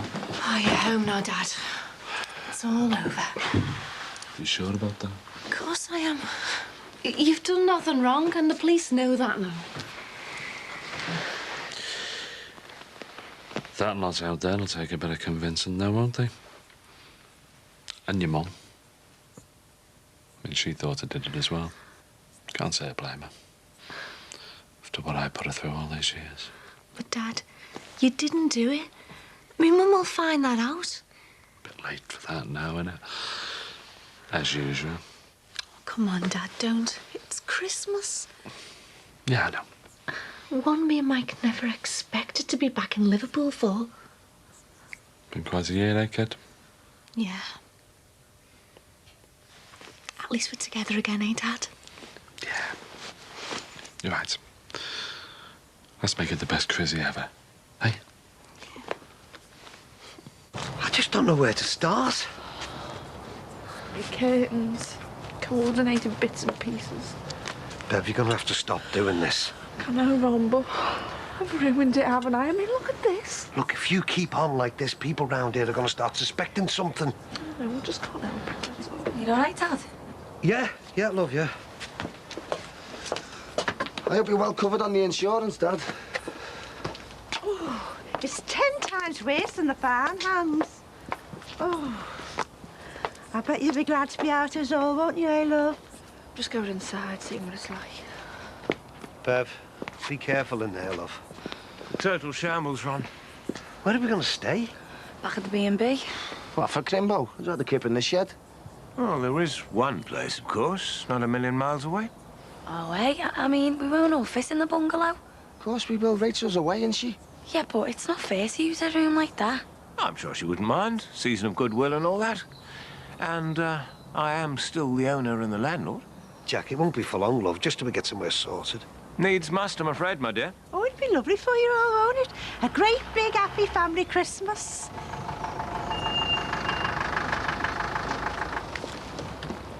I think we'd better walk over to the bungalow and get things organised. Come on. Jackie, you all right, love? Yeah. Why didn't you ring me from the Aussie? I had to pick you up in the Moby. I'm fine. Good, come on, I'll get our Jackie to put the kettle on. No, Ron, I only came to tell you I'm not stopping here. No, it's all right, love, it's sorted. We're staying at our Jackie's. No, I didn't mean that. I'm spending Christmas at Val's. At Val's? What for? I just need to get away for a bit, you know. Well, let's go to a hotel then. Somewhere dead posh, all of us together. Our Mike, Lindsay, little Kylie. No, Ron, I can't.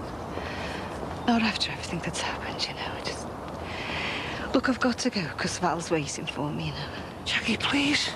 I'm sorry, Ron.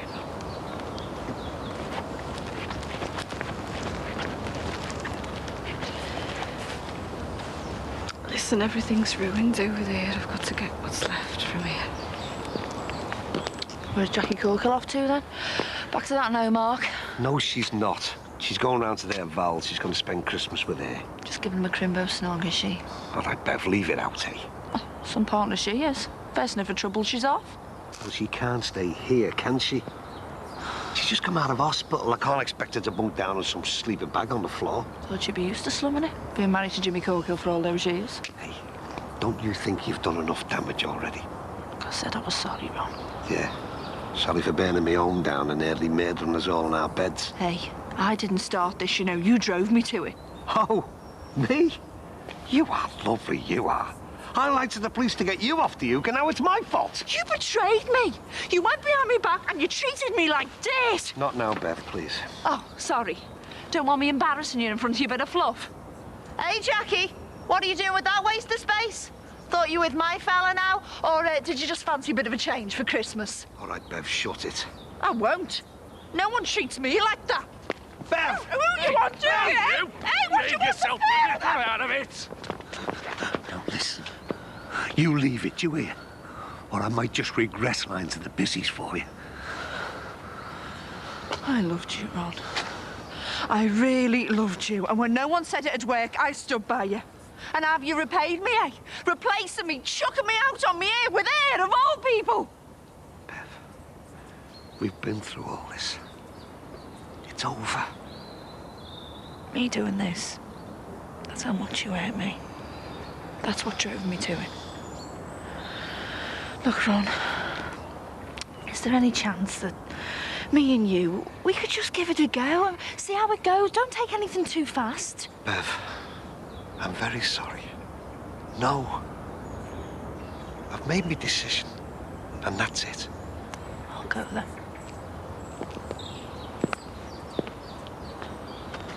Happy Christmas, Ron. Enjoy your life. I can't believe you thought I'd started that fire. I wasn't sure, you know. What with... I'm sorry, Jim. It's all right. Not exactly husband of the year, am I?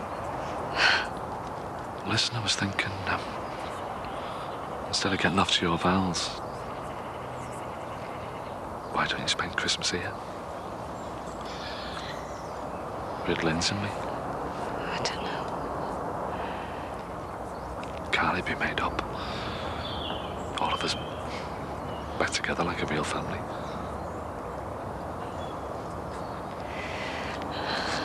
No, I can't, Jimmy. It wouldn't work. I'm sorry.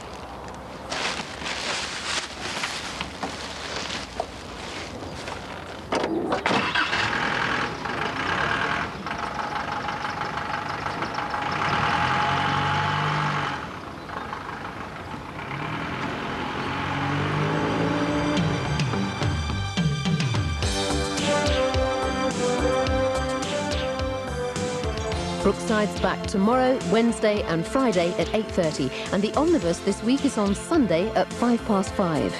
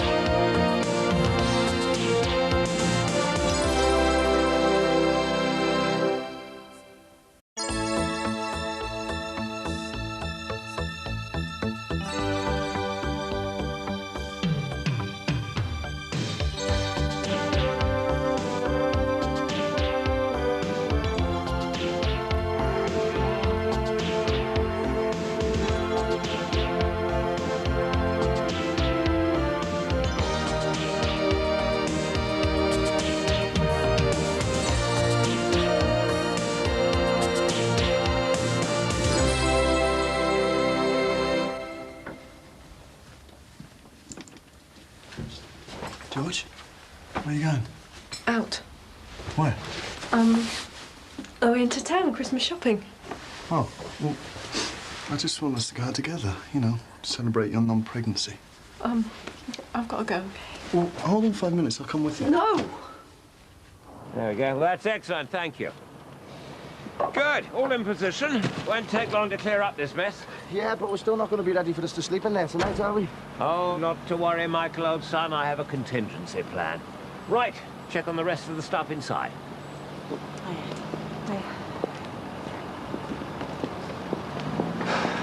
Look, Linz, there's no point giving us all dirty looks. Sorry your dad was wrongly accused, but he's off the hook now, isn't he? Only by the skin of his teeth. Mike, I'm just fed up with everyone blaming him whenever something goes wrong. How is he? Like you care. Linz, I've said I'm sorry. It's just that, do you think we'll be able to sleep over there till our house is fixed up? Well, me and Kylie are going to stay there, but, But what? You've got to sleep somewhere, haven't you? Well, I just think he's still a little bit touchy with you all thinking he caused the fire.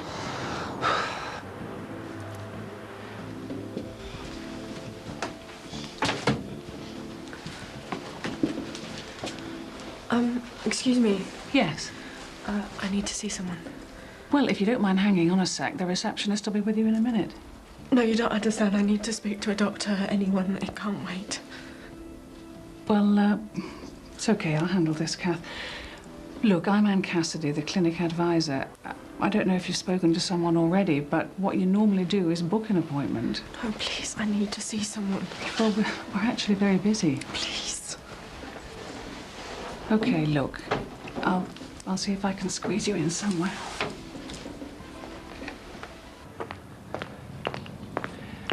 Jackie, what are you doing? I thought you weren't coming in today.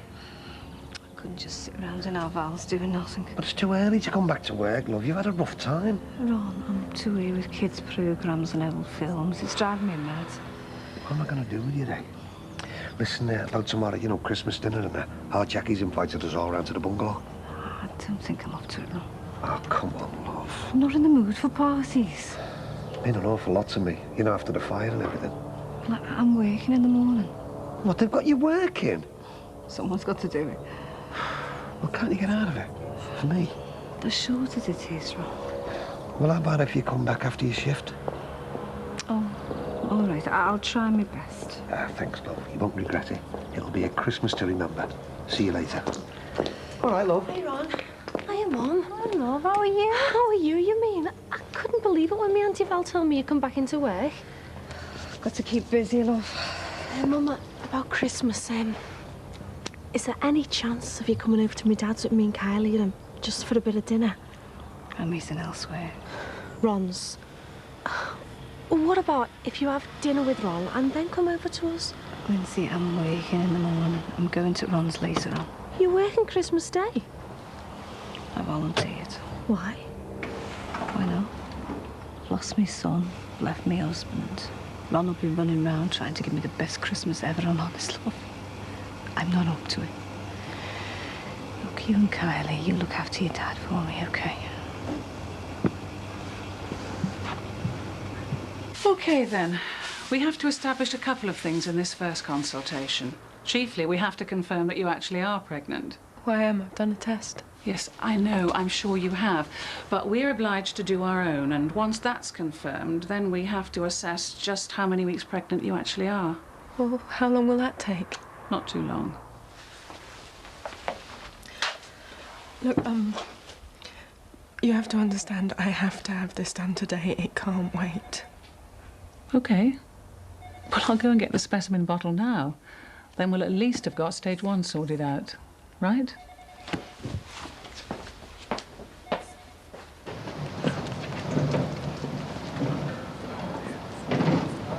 Of course, I haven't forgotten about the Christmas Carol choir. Julia never misses an opportunity to remind me, and I've been practicing. What about this? Once in a royal David's city stood a lowly cattle shed. You're a better man than I am, Gunga Jin. Hello, Julia. Would you believe the mess Rebecca can make? Oh, this happened to Dolly once, you know. Paraphanita went up, bent all her courses, and us and spare scavenging Mac. And the smell lingered for months. Really? Now, I've just come to make sure that you're all set for tonight. The over 55s are so excited. Can't wait. Now, there are 3 of these. Oh, they're very festive. And I thought if we could all look real traditional and wear bobble hats. Yes. I am not wearing a bobble hat. Oh, come on, Jack. Where's your sense of fun? Won't be much fun if I turn up looking like Benny off Crossroads. Hey, I hope you're not skitting that lad. It's not his fault that he talked like a yokel. I don't care how he talks. I am not wearing a bobble hat. You talk some sense into him, will you, Dave? I'm just going to make sure that these workmen are taking care of Mr. and Mrs. Farnham's property. Oh, Julia, look, I wonder if you'd mind leaving me the key to Max and Susanna's when you've finished in there. Why? Well, Ron's house is obviously uninhabitable, and I'm sure you wouldn't want us all spending Christmas morning in some bed and breakfast, would you? I hope you're not going to ask me to allow you to stay there, David. Well, actually, I was, as a matter of fact. I'm sure Max wouldn't mind. Well, no. I mean, I'd like to help you all, but it's more than my job's worth. Oh, Julia, don't be so officious. It's a case of genuine need. And I'd love to help you, but I'm sorry, David. I've got my responsibilities. Oh, and the choir are all meeting in about an hour's time outside the Lalo's Disco Club. So I'll see you there.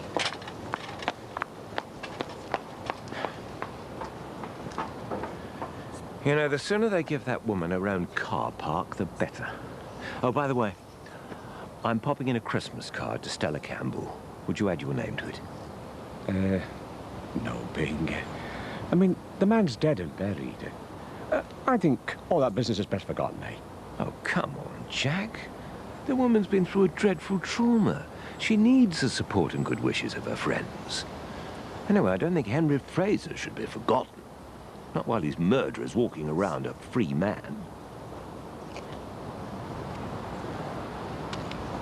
I'm a sucker for Christmas, you know. Always have been. I just love everything about it. It's a big family occasion, isn't it? Yeah, it always used to be. Well, have you got nothing special planned then?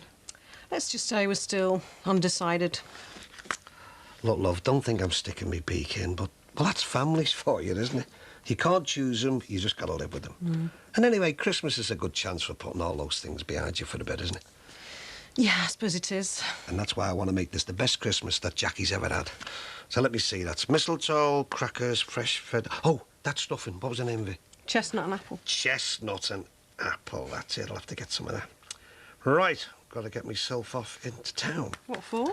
Got to get Jackie's present. Haven't you got her a present yet? Well, I did have her some bits and pieces, but they've all gone up in smoke. No, she's agreed to come round for Christmas dinner, so I want to get her something really special, you know. Any ideas? Has she hinted at anything she might really like? Well, not really, Belle, but there again, we've hardly had a chance to get to know each other, you know what I mean? No, I want to get her something that she'll remember. Something she's always dreamed of having. Like what? Ah, well, luckily, I've got a sixth sense when it comes to them matters. She was like Bev and that foot massager. We never really talked about it, but at the time, I just knew. Came to me in a surge of inspiration. Just like this will. See you later.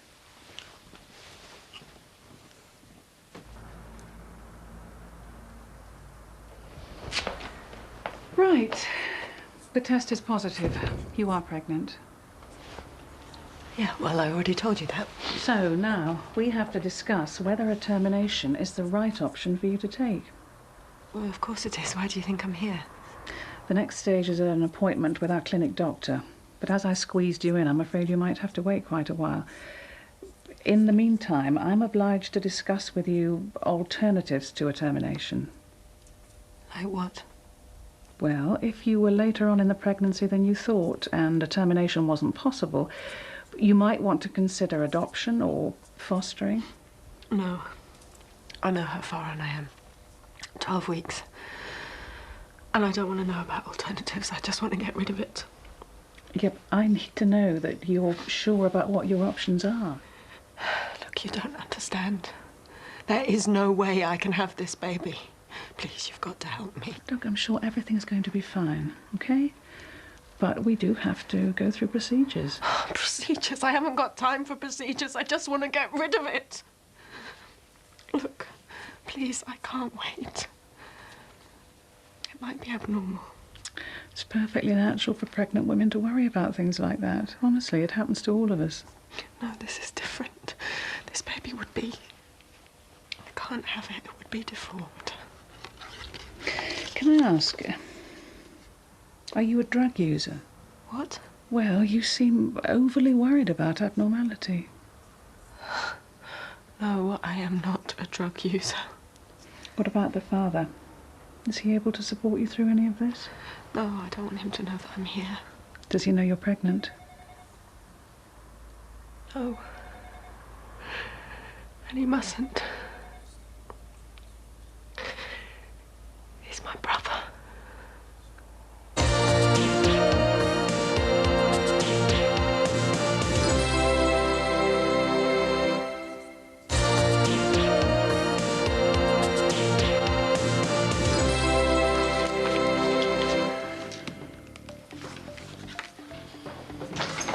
All right, mate.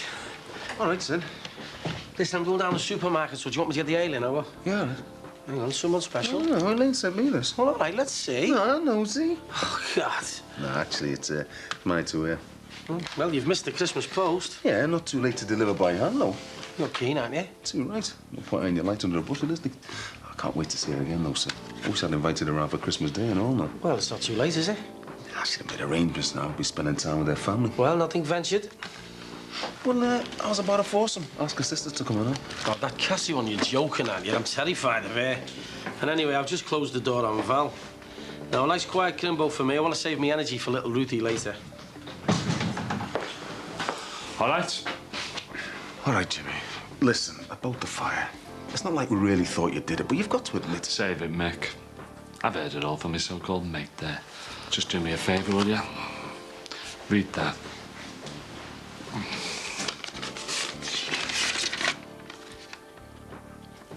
You notice? Yeah. Just thought I'd make it official, you know. You sure about this, Jimmy? I was nearly doing life there for arson when I had nothing to do with it. So that just proves there's nothing for me round here anymore. I just want to get as far away as possible. Look, mate, don't be like that. Listen, we're just sorting out the food for the crimbo dinner. Do you want us to deal you in? No, you're all right. Come on, Jimmy. If you're on your own, why don't you come over? No, thanks. Wouldn't want to cramp your style.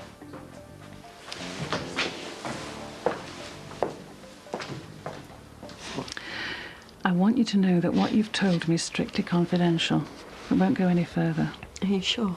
I promise. Now, I'm going to make an appointment for you as soon as possible, and I'll personally push it through for you. And look, I'm only at the end of the phone if you want to discuss anything, okay? Yeah, I know. Right. Well, you better see the doctor and get things moving. And don't worry. By this time next week, it should all be over. Okay? In self-proceeding, guide us to thy perfect light. Frankincense on offer that Excuse me. Doesn't Frankenstein come before gold? Well, Melchior definitely comes before Casper. No chance. It's the other way round. Come on, Bing, sort it out. Hey, I can't wait for the CD. Do you mind? I mean, we're trying to get this together without the aid of any song sheets. Well, it wasn't my fault that I misplaced it. I have to pick my pension up. Well, it's defo Caspar before Melly... What's it? Innit? No, it isn't. I assure you, it isn't. I did the entire carol as a solo in the mess at Aden. No wonder we lost Sewers. Right, well, look, I think we'd better do Away in a Manger, because we know that one, don't we? Right, let's get the note. Here we go. Away. Right, after 3. Hey, Bing, you going duck hunting? In the absence of a pitch pipe, this will have to do. Right, after 3. 1, 2, 3. Away in a manger, no crib for a bed. The little Lord Jesus laid down his sweet head. Brazen hussy.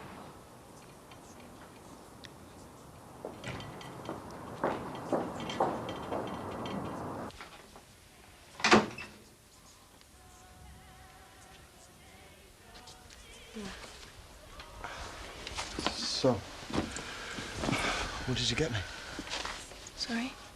for Christmas? What? Christmas shopping, that's where you've been, isn't it? Oh, yeah, it was too busy. I'll get it.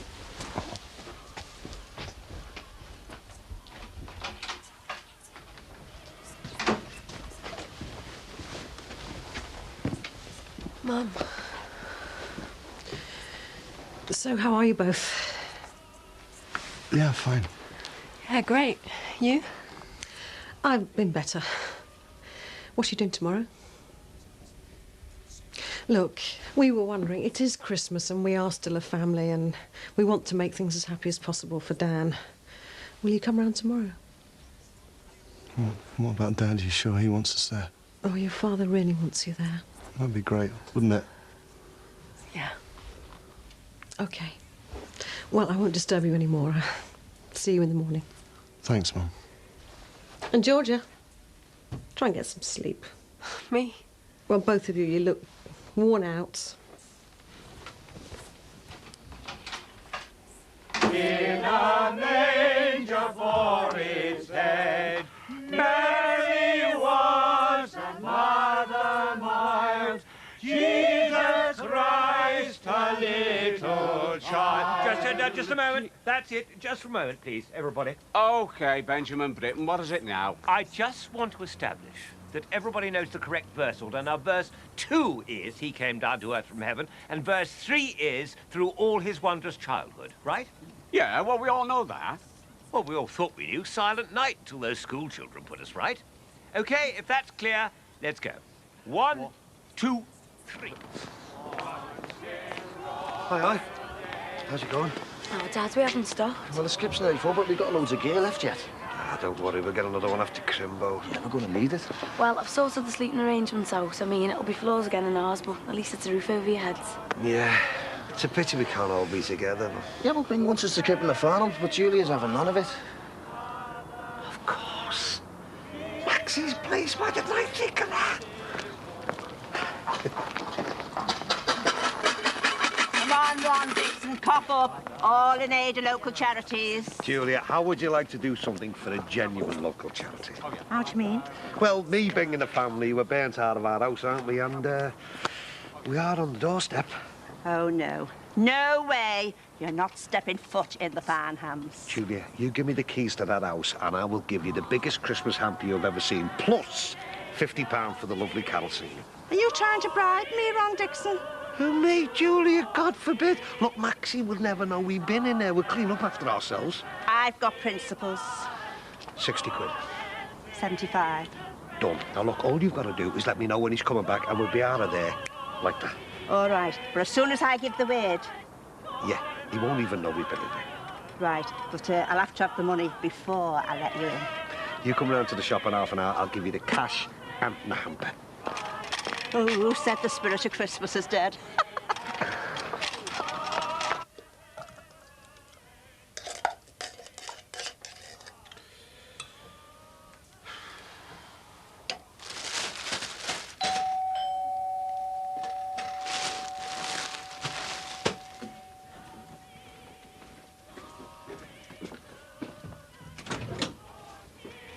Have you collected for the carol singers and skins?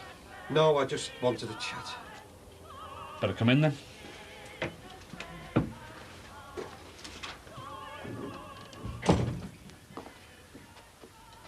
So you're getting all your stuff packed up, eh? Yeah. I'm getting off after Christmas. Listen, about me and our Jackie behind the house. What about it? Well, it's just that I don't want everybody round here knowing our business, so I'd rather you kept it quiet. You mean you don't want Jackie to know about it? Yeah, well, yeah. Yeah, well, don't worry, Ron. I'm not going to cause any trouble between yous. I just want to sell this place and disappear. Leave it all behind me. Yeah. Look, Jimmy, you know, about the fire and all that. I can't. I'm in the clear. Yeah, I know, but... No, you don't, actually. You haven't got a clue what it's like to be accused of every crime that's committed round here. And no matter how much I try and keep my nose clean, it's always going to happen. But arson, sneaking in and trying to torch my own family. I can't believe all of yous would think I'd be capable of something like that. Yeah, well, I'm sorry. But at least I made up for it, didn't I? I mean, I was the one who got you off the hook. Yeah, it was. But why?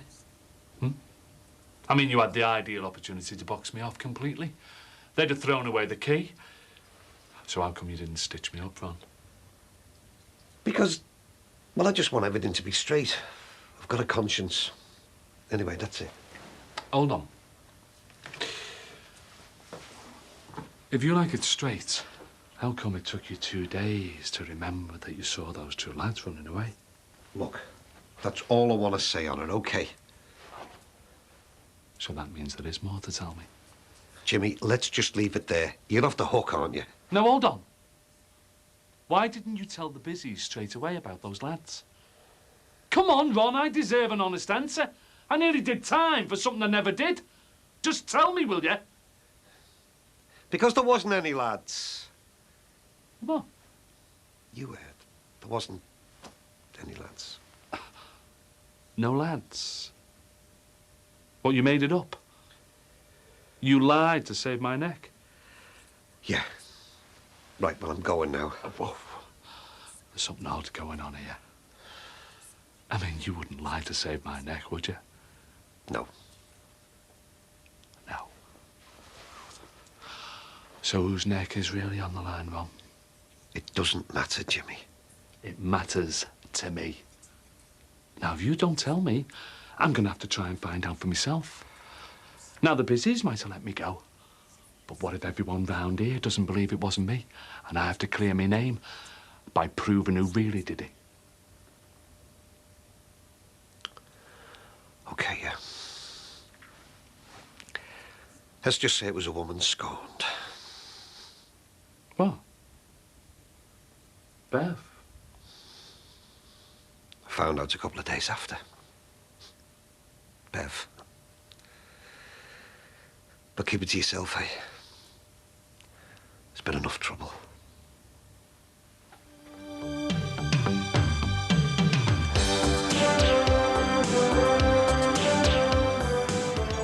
There's more from Brookside tomorrow at 8:30. Next on for real-life festive drama as 2 mums working through the holiday and a homeless teenager join Gabby Roslin for the real Christmas show.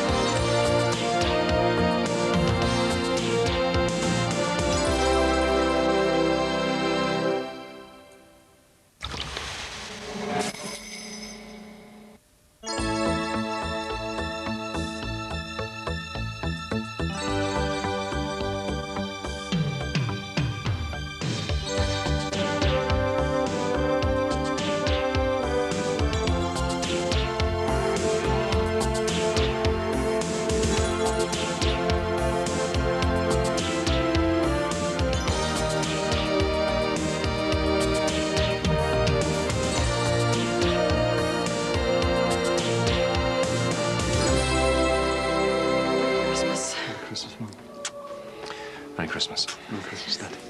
Merry Christmas. Merry Christmas. Oh, would you like to take your coats off? Perhaps you could get them a drink, Ollie. Hey, Dad. Why did the two of them cross the road? Mum, I'll give you a hand. Hey, I know. Would you, like a drink, Jojo? Yeah, have a dry white wine, please. Right.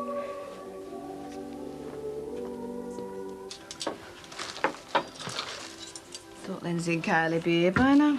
Shall I go and get them? No, no. Jimmy will want to see them properly, you know. I can't stay long anyway. Well, they got this place cleaned up quickly enough, didn't they? Angie, there wasn't much damage in the first place, you know, Jack. He's a crafty so-and-so, Maxie.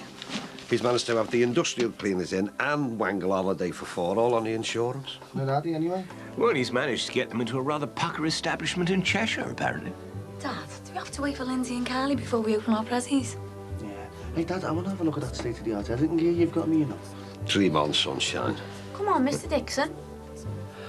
OK, but Jackie's got her open-air present first. No, Ron, let the kids. I insist, love. Now, come on, close your eyes. Close your eyes.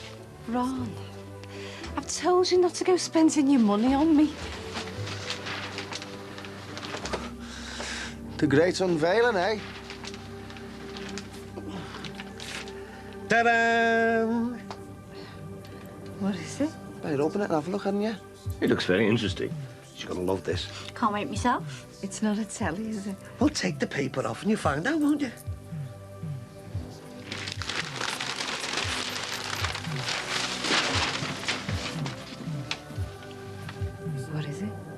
do you mean, what is it? It's a hostess trolley, isn't it? Well? It's, I'm speechless. Oh, they're wonderful, those things. That's a splendid idea, Ron. I knew this would knock you dead. Look, you put the food in there, and you keep the plates nice and warm in here. And it's all mine, eh? Hey, what do you call them out with these, I've said? Russell, cheers for the pens, Dad. My other ones are past it. A bit like Georgia. Yes, Danielle. Thanks for the sweater, Mum. It's really lovely.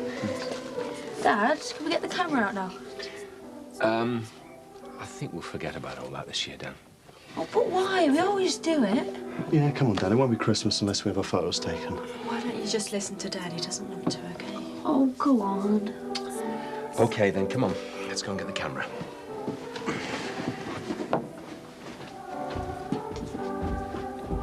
Try and make a bit of an effort, eh? I mean, they're trying really hard. Yeah, I know. Look, a couple of hours we can go back to the flat, all right? Now there's a thrilling thought. Right, girls, the potatoes are in. I think we ought to pop over to the bungalow, see how my turkey's getting on. All right, we'll give you the hand. Come on, Jack. Hey, Bing, do you reckon Maxie will mind me borrowing his shirt? I think he'd hit the roof, Ron. But I won't tell him. You do look very fetching in it. How about you, Jack? Think it suits me, or what? Why do I think of mutton and lamb when we're having turkey? Hey, watch it, you. I'm only a couple of years older than Maxie. Oh, yeah, and the rest. Come on, girls. I don't want the turkey dried to a cinder. Let's go. Yeah, we'll see you later. Yeah, ta-da. Hello, Lindsay. Happy Christmas. Come in. Hiya, Linz. I thought you were never coming. Welcome to Maxie's Palace. Make yourself at home. Oh, there's a present there. Your mum left it for Kylie. Another one. Who's a lucky little girl, eh? Come on, Kylie, do you want to open it, eh? Seems funny being in a strange house over Christmas. Yeah. How's your dad? As well as can be expected. Spending Christmas on his own. Did he say anything? But what? Oh, nothing, you know, just anything like. He spoke about moving away. Oh, he's definitely going then? Yeah. Oh, Ron, I know everyone round here will be glad to see the back of him, but I'm going to miss him like mad. He's my dad, isn't he? Kylie's granddad. Look, Linz, I know all this is dead hard for you, love, but, well, you got to think of your mum as well, you know. Now, she's decided it's all over between her and your dad, and, well, you're going to have to stand by her, give her some support. Help her make a new life for herself. You can't live in the past, love. Okay, I'll go and show you, Mum. What have you got? Oh, let's have a look. Oh, this is a big present for a little girl, isn't it? You all that? Let's see. Look, Lennox, I know my dad's going to do his best to look after your mum. He'd do anything for her, you know. I know that, but I don't know, Mike. I just can't see me mum moving in with him. Well, is that what she said? No, but... Well, then, let's not tempt fate, eh? Mummy! OK, love, I'm coming. Smile. Right. Can we do another one, just to make sure? Oh, this is fun already. I think we've had enough now, Dan. Ollie, will you come and open another bottle? Dinner's almost ready. Yeah, sure. Dan, could you take this upstairs for me, please? Oh, I need it down here. Take a picture. You do your Queen's speech. Yeah, well, I'm not sure whether I'll be doing one this year. Oh, Dad, why not? We always have one. You want him to, don't you? Yeah, go on, Dad. Why not? It's usually good for a laugh. Yeah, well, we'll see about it a bit later on, eh? Let's get lunch sorted I'll first. go get enough film. Can I get another drink, Georgia? Oh, no, I'm fine, thanks. Oh, it's not like you to refuse a free drink. Are you all right? Yeah, I'm fine. I just don't feel like another drink, that's all. OK, Ollie, no more chatting. Get the wine, please. We're ready. Everything all right?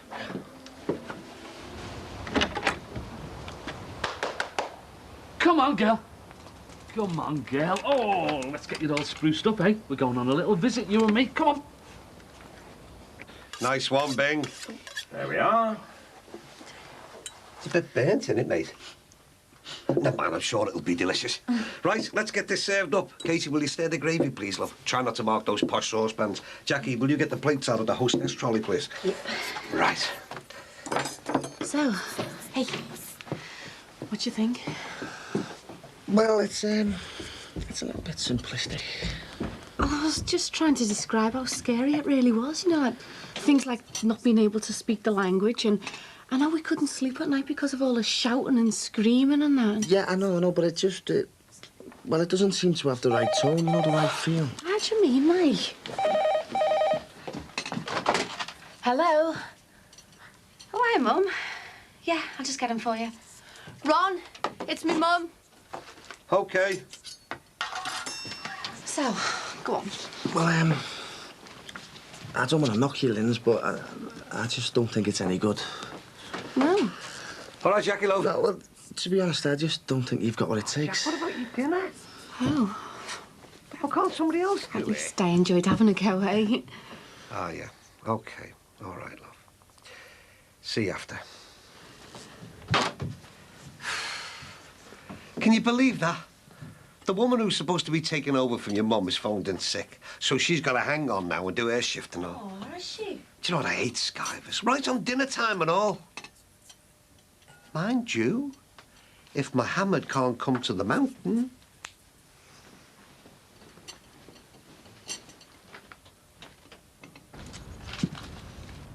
Oh, just a minute, love.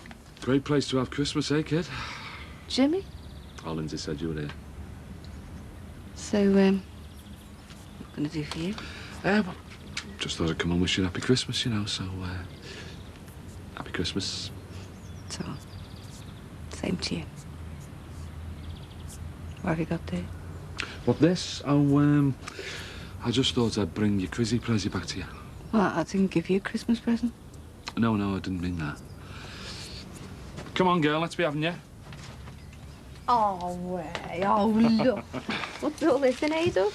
Well, I'll be on my way soon, won't I? And I can't take her with me. And she was meant to be your present, remember? Don't I just? Living this up in Barry Grant's place, weren't we? Happy days, eh? So the big move's on, then? Yeah. The house is sold. Already? Signed, sealed and delivered. That was quick. Who bought it? Oh, some fella. Besides, anyway, I've got a job to go to in London. A job? I'm going to do something. I mean, things have changed in London since Dick Whittington's day. How did you get the job? Paul here, he boxed me off. He's fixed me up at some hostel, you know. It's a halfway house. I'm going to be helping out. All right. Nothing to keep you here, then? No. Not now.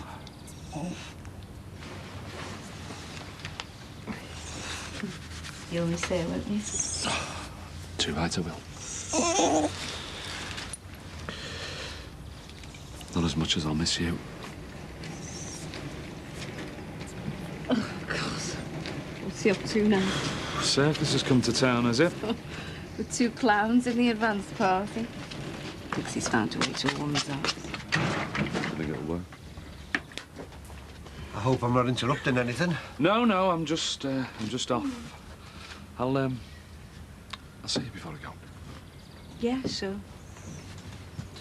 All right, Mike. All best day, Jim. Nice one. Cheers, kid. Same to you. Yeah, Mike. Give us a hand then. There you go. Right. Won't ruin things if I take this off, will it? Ruin what?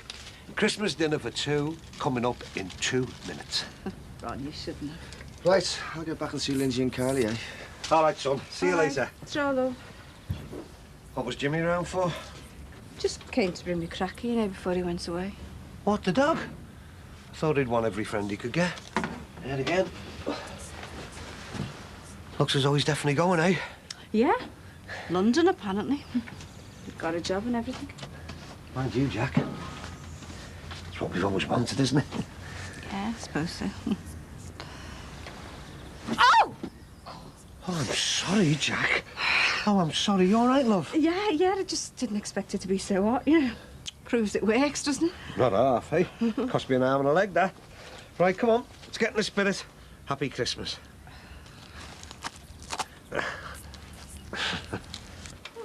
Right. My, Queen's speech for 1996. At last. Well, the last time I had occasion to speak, we were in Formby. And the highlight of Christmas morning was Dan trying to find where we'd hidden his new printer. And, well, it took him nearly 2 hours to find it. I'll tell you what, 15 seconds in this place. There, you were nearly in tears. I was not. Well, it's been a year of great change for our family.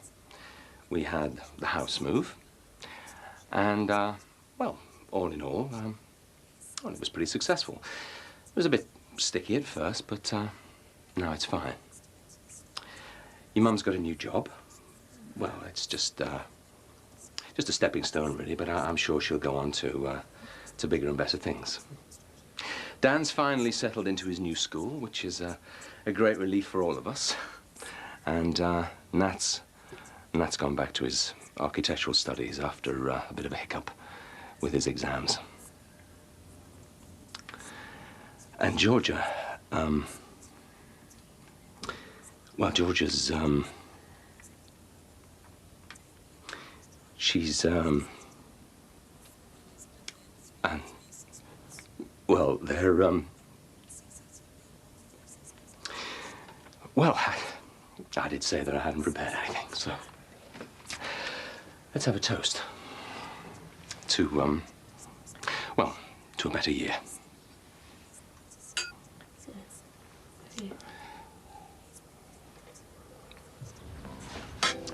Well, I must say, Bing may have burnt that turkey, but he makes a mean roasty. Fancy a bit of Christmas pud? No, Tom. Hey, this'll be a Christmas dinner to remember, eh? We'll talk about this for years to come. Yeah. Jackie, what are you doing, love? I can do that. Will you let your dinner digest? No, it's okay, Tom. We'll do it later, then. Ron, I've got to get on with my work. Yeah, sorry. I still can't believe you're working today, you know. I think it's terrible. Next Christmas, I'll book us a holiday, then we won't have any of this, yeah? Yeah.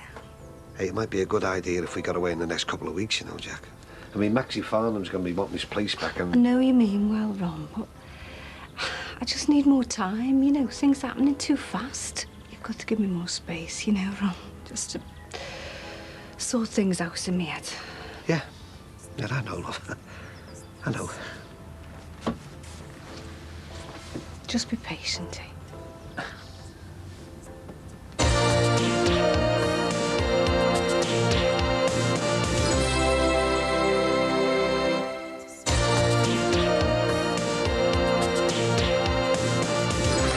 we nearly done? I hope so. You've nearly every dish in the house. Right, well, we may as well go into town and meet the girls from the salon. Yeah. Oh, I thought as it was Christmas, we could all sit round and play a few games or something. We'd love to, Mr. Crosby, but we've already made arrangements now. Oh, go on, girls. Play a few games with Mr. Crosby. We're going out. Well, in that case, I might as well take my afternoon constitutional round the park. I could do with some fresh air. Right, Mike, I'm gonna take some Christmas presents over to my dad's. Hi, where are you two off? Off into town. We'll see you later. Mwah. See ya. And happy Christmas to you and all. Hey, is our Michael in? Yeah. All right, Bob. Now, give us a lift, will you, son? All right. Oh, Ron, hello. I'm off up for a spot of fresh air. Would you care to join me? No. All right, well, Okay. You coming over to my dad's? No, I think I'll stay here. Oh, Mike, it is Christmas. You could at least make an effort. Do some work on my manuscript, don't I? Come on, Kyles. Oh, well, son. Looks like just you and me, eh? Yeah. Sorted to go with Jackie, then? Oh, fine, you know. We had a nice meal, bit of a chat. Yeah. Everything's going great. Listen, Dad, I'm just going over to Simo's, OK? Hey? See you later. All right. See you later, Dad.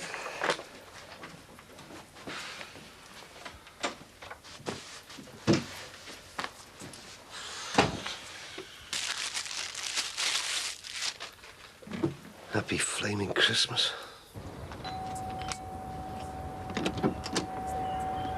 All right, I'll happy Crimbo, mate. Sorry to disturb you, mate, but I've just rewritten some in my book. I was just wondering if you could have a little look at it. You've rewritten some of it? Well, yeah, bits and pieces, like. But I thought I said the whole thing needed looking at. Well, the bits that I've redone, you know, they're really focused on the emotional side. I was just wondering if you could let me know if I'm on the right lines. Like, you know, I've made it so that you get a real sense of being out there. It'd be much easier if I saw the finished article. Hi, Mike.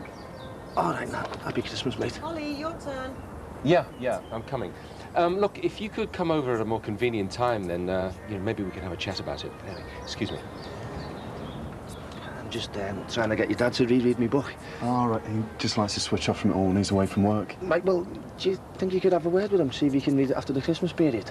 Yeah, all right, I'll have a go. Do you want to come in for a drink? All right, nice one, yeah. Hi. All right, all the best, everyone. And you. Merry Christmas. So, how's it going? Georgia. That's all right, I'm just asking you how's it going. Oh, yeah, fine, thanks. It was miles away. This has been like this all day. Yeah, well, it's not a crime, is it? Would you like a drink? Yeah.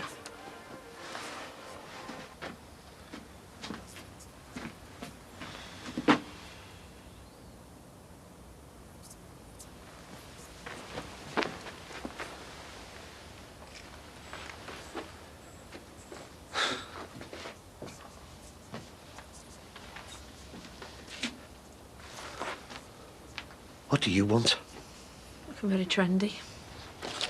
Yeah, well, I'm a bit short of clothes at the moment. For some reason. I saw that the front door was open, Sam. You've got some nerve coming back here again. I wanted to see you. Oh, I thought you only paid visits in the dead of night, Bev. Oh, by the way, we're staying next door at the Farnhams, just in case you get mixed up when you come back with your can of petrol, like. What are you like this for, Ron? It's Christmas. Yeah. And it's one of the worst I've ever spent, thanks to you. So I hope you haven't come here to bleat on about peace and bloody goodwill to all men, because I don't want to hear it. Just go, will you, Bev? Just go. We were just going to play Trivial Pursuits. Do you fancy it? No, thanks. You okay? Yeah. Had a really nice card from Martin this year, and I tell you. The one thing you can say about Martin, he's got really good taste. Mum. Oh, I know, I'm sorry. I just keep thinking, well, hoping all this will blow over, burn itself out. No, you and Martin, I was really happy when you got married. You and Dad must hate us. No, I don't hate you.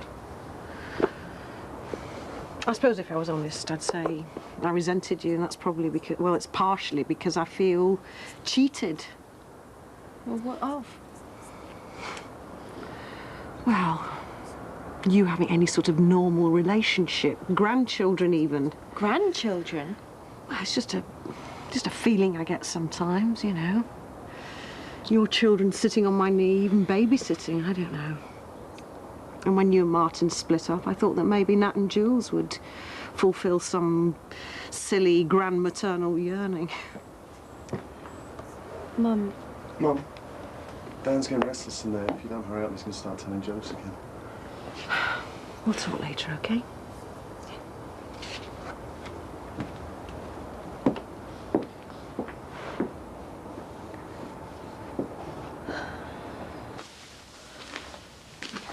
Ron, I'm here to speak to you. That's what I'm going to do. You standing here giving me the silent treatment isn't going to work, because I'm not going anywhere till you talk to me. Yeah, well, I'm not going to talk to you. There you go. Got you, didn't I? Just talk to me then.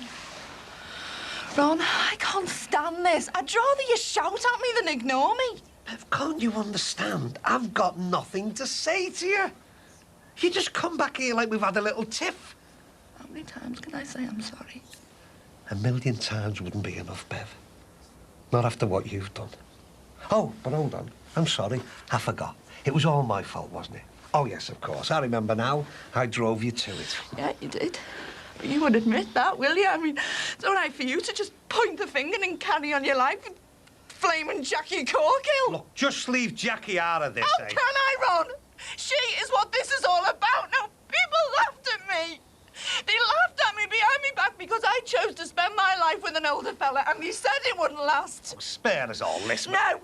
Now, you listen to me. I gave up my youth for you. Do you think I cared? No, I didn't care. Because I loved you, Ron. I still love you. You don't even know the meaning of the word. Ron, I'm here now because because I want us to start again. No. Oh, Ron, please, don't turn your back. Just tell me you'll give it another go. Bev, why'd you keep doing this, humiliating yourself? I couldn't even begin to think about it. Ron, I'm begging you, please, let's try again. No, Bev, I'm sorry. There's no going back. You'd have fooled Ron Dixon. We could have been the best team ever. Yeah. Well, I dare say I'll get over it. I hope you did. But if you think your life's mapped out with Jackie Colgill, you've got another thing coming. Because she's going to turn you inside out before you know it. Bev, will you just go, please? Can't bear to hear it, can you? Because you know it's the truth. I said go! I'll go. But don't think you can come crying to me when she's made more of a fool out of you than you ever did of me. But you don't need her help for that, do you? You're perfectly capable of making a complete fool of yourself without anyone's help.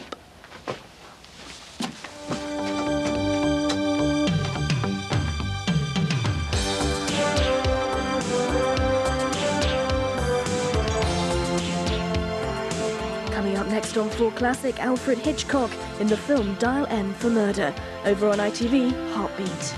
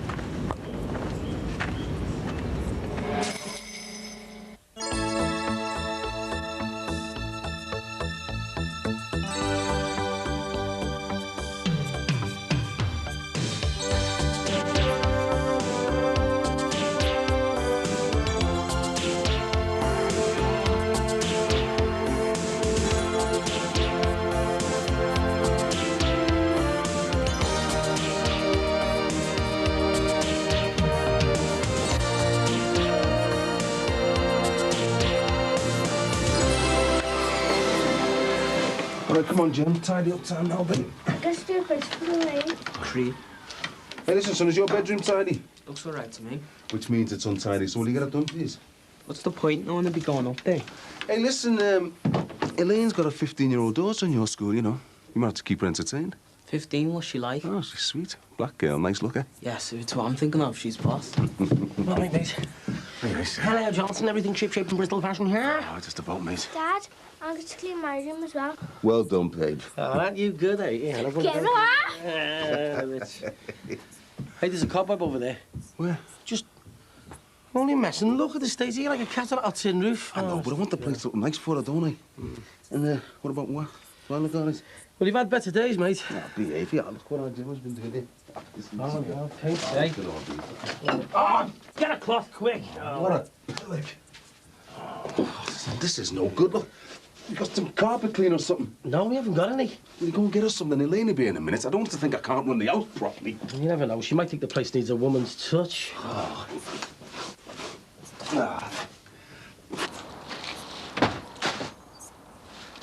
All right, Jim. Open house on the skip, is it? Yeah, provided Mussolini's right-hand man isn't looking. Bing. So you're talking to me now, then, eh? Yeah, well, don't have bad feelings, do I? Not with me getting off. You're all ready for the big move, eh? Yeah. I'll be gone by the end of next week. Got it all boxed off down there, you know. Job, digs, the lot. My excavation officer fixed me up. Oh, well, nice one. Yeah, well, recognise his talent when he sees it. Listen, I'm having a do New Year's Eve. So you and the big fella get your glad rags out? Well, I'd love to, Jim, but I'm going to be down in Bristol. I've got to go and see my little girl, haven't I? But I'll catch you before you get off anyway. OK, nice one. Hi, Cheers. I'll see you later. Hi, love. Hi, Dad. It's not too late to put things right, you know. You don't have to go to London. Linz, you're flogging a dead horse. Just leave it, eh? Your mum is sorted with Ron Dixon. Just let her get on with it.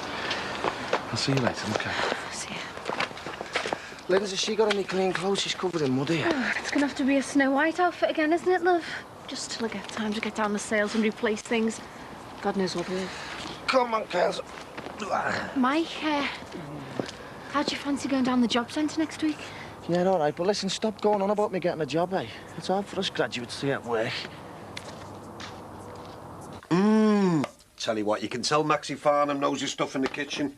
Even my food tastes good from these pans of his. And they'll come in handy for the nosh at my New Year's bash next week. What, you're having the party in here? I am, and it's going to be the best one yet. Courtesy of Maxwell Farnham, Esquire. You run the bath without finding some clothes. What's up? Oh, nothing. Carly's just fell in a bit of mud. I'm just running the bath. What's that smell? Oh, don't tell me it's turkey curry. See? I told you a university education wouldn't be wasted. So where's Jackie? She's in work. She's going to come round after she's knocked off. Oh, that'll be cosy. Hi. Happy Mum. Christmas. Same to you. You're looking well. That's what the love of a good man does for you, eh, Ron? All the best, eh? Right, I'll just take this up to Lindsay. Well, I never thought I'd see the day when Max Farnham would let you use his house. He hasn't. He doesn't know yet. I'd love to be here when he finds out. Yeah, well, he'll never know, will he? Right, put these presents under the tree for us, will you? Is there one in there for me? Of course there is. See you in a minute. And there's a birthday card for you in there, and a present for Josh. Oh, thanks a lot. I'll get our Michael to drop it round to Bev's mum's later. Oh, have you seen her? Yeah, once or twice, you know. And did you tell her about me wanting a divorce? No, I didn't actually. Oh, why not? That would have really got up her nose. That's all she ever wanted. Because I had one or two other things on my mind, Dee, you know, like my house burning down. Anyway, no point in worrying about it now, is there? Too true. So listen, when do you think this divorce will be through? I don't know. How long do these things usually take?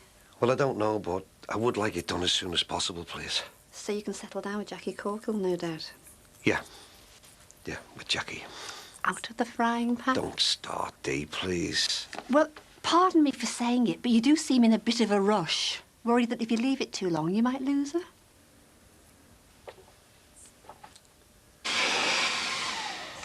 Well, that should do it, shouldn't it? It's a bit damp, innit?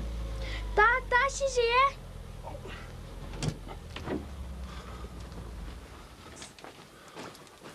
You know, you take that for me and tell our Leo to come down, will you?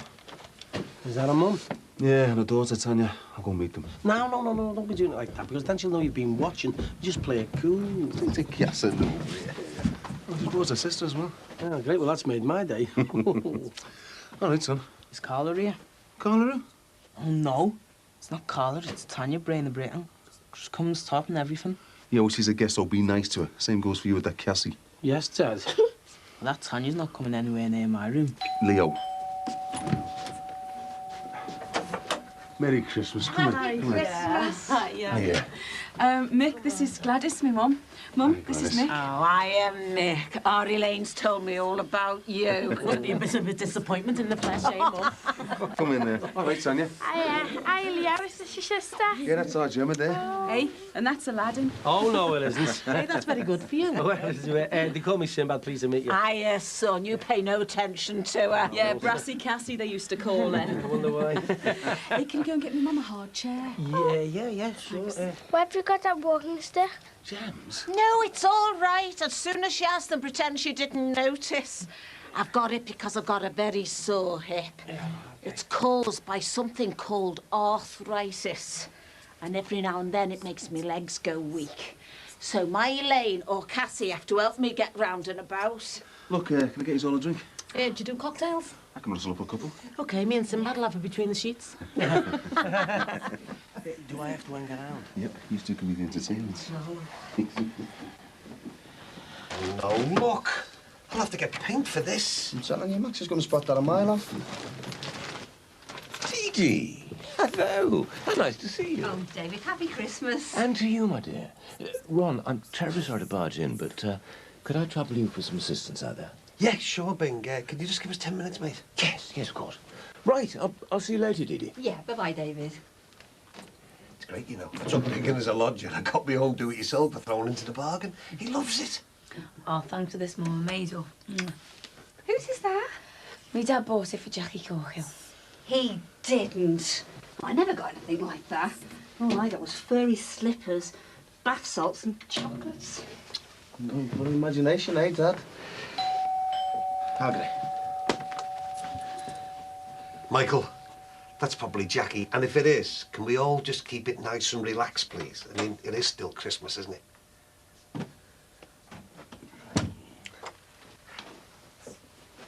Oh, Heidi. Hello. I'm awful sorry. I'm interrupting, aren't I? I just got to wash my hands, you know, the smell of petrol and that. Yeah, OK, Jack.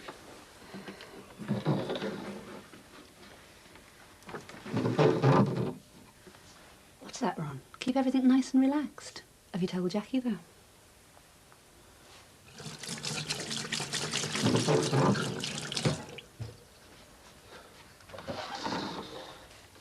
Are you OK, love? I wish you'd told me Dee Dee was coming round. I thought I was going to help you with the cleaning. I don't know what to say to the woman. Yeah, I know, I'm sorry, but she just turned up out the blue. Anyway, look on the bright side. I know it's a pain of being here, but at least it's going to speed things up, isn't it? How do you mean? Well, you know, me divorce. I just wish she hadn't turned up, that's all. Mum, I'm just taking our Kylie over to my dad's. We'll be having our dinner soon, love. Yeah, but I want to spend as much time with him as possible before he goes away to London. It's OK, love. See ya. Ciao, love. Well, I must admit it. I didn't believe it when he said he was going, but looks as if he's going through with it. Stranger things have happened at sea, eh? I'll just dump these. So, I believe Jimmy's off down south. Yeah, looks like it. Bit traumatic, isn't it? Which bit? Splitting up. Me and Jimmy have split up more times than Liz Taylor and Richard Burton. But this time's different. Yeah, I suppose so. How come? No, I don't know. You get tired, don't you? So you swap one for another? I haven't swapped anyone for anyone. You and Ron are halfway down the aisle, aren't you? What makes you think that? Well, I can't think of any other reason why you'd be so keen to rush the divorce through. Look, you getting a divorce from Ron is one thing. But as for me and Ron getting married, you're way off the mark. Listen, you stay here with Dee Dee and the kids, OK? I'm going to see our Lindsay. I need to sort out the house sale, you know, with Jimmy.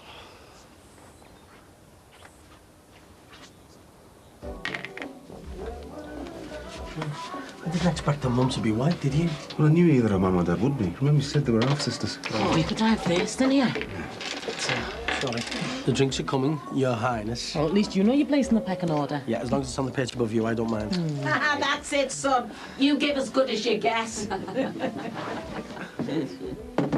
OK, everybody. Happy Christmas. Happy Christmas. We were just talking about the old days. My fella used to put the kids' toys in their sacks by the old coal fire. One Christmas, there was terrible snow. When we came down in the morning, the room was full of soot. You couldn't see toys, furniture, nothing. Was he still around then, your fella? No, he died about 3 years ago now. Heart attack. It's a good man, was Charles. Bit better looking than you, Mick, and treated me like a queen, just like you better treat our Elaine. Hey, no, she's right. He may as well know we don't want anyone giving you a bad deal. So, was Charles from Liverpool, yeah? No, a bit further away, love. Nigeria. He came over with our Cassie in the 50s. She was only a baby then. I couldn't resist him or her, so I married him. Always makes me go goosey, that bit. Oh, you're a sucker for a love story, aren't you, Lainey? Yeah, but he was a good dad, though, wasn't he? Proud of him, are you? The most important man in my girls' lives he was. So you've got a lot to live up to, Mick. Too right.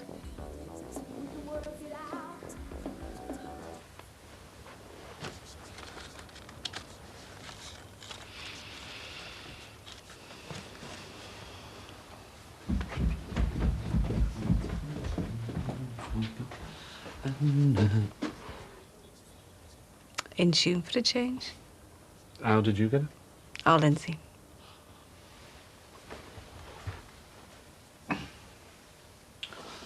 Where is she? Gone to help Ron clear up. Well, I think she's making herself scarce, to be honest. Looks as if a bomb's hit this place, no? Yeah, well, fall of the Corkel Empire.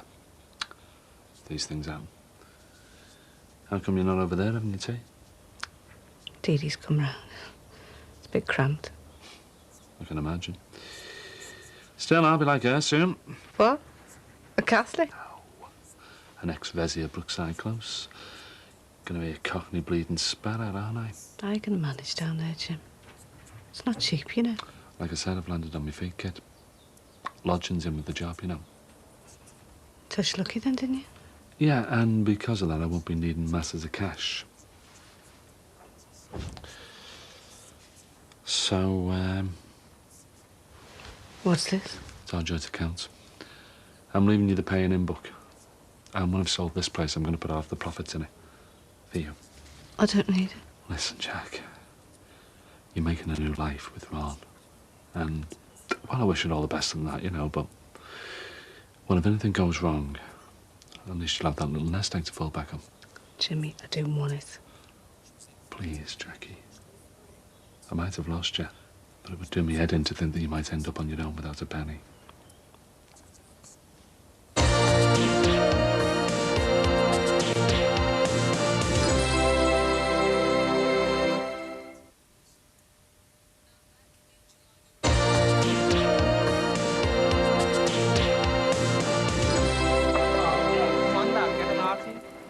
Hold on, lad. He's trying to do a bit of courting here.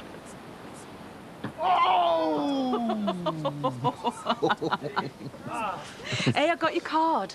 Yep, delivered by hand on Christmas Eve. Yeah, well, if you're going to be that romantic, you could have included a box of chocolates as well. Oh, yeah. 1 minute I'd be wearing a ski mask, the next I'd be sitting in Strangeways. Anyway, I didn't want to disturb you. Oh, I could have done with the company. I was on my own all evening, wrapping presents. Tanya was round at her dad's. Would have been nice to get an invite. Must have got lost in the post. You'll have to be like me, won't you? Deliver it by hand. Can we have a drink, Dad, and open some selection boxes? Well, you can get yourself a drink, but no sweets till you've had your tea. Oh, let them have a bit of chocolate. Yeah, chocolate, chocolate, chocolate. All right. You can share a bar between yous. I'll get it. Could you give us a hand inside, lad? I think the cold's getting to me hip. Can I get you anything, Mum? No, I'll be all right, look. Let's get you indoors. Get you by the fire with a nice glass of brandy. Oh, isn't he an angel, eh, Lainey? Can't go wrong, can you? So, Jackie, perhaps you can put me out of my misery on one small matter. Yeah, if I can. That thing Ron and Mike were pushing across the parade on Christmas Day. What was that exactly? That was my special Christmas present from Ron. Hostess trolley. A hostess trolley? Yeah. Especially wrapped it was. Bet you were made up, eh? Why it's my own. I must have gone to a lot of trouble, despite having the house burnt down and there. Yeah, well, I said about that the better. So is he still squatting at the Farnham's gaff then? Yeah. Hey, do you remember that time when we gate crashed into that posh do using Maxie Farnham's name? How could I forget? Gob on Pat when she clocked was brilliant, that. Now, you'd expect someone like her to have an hostess trolley. Don't know what I'm going to do with it, you know.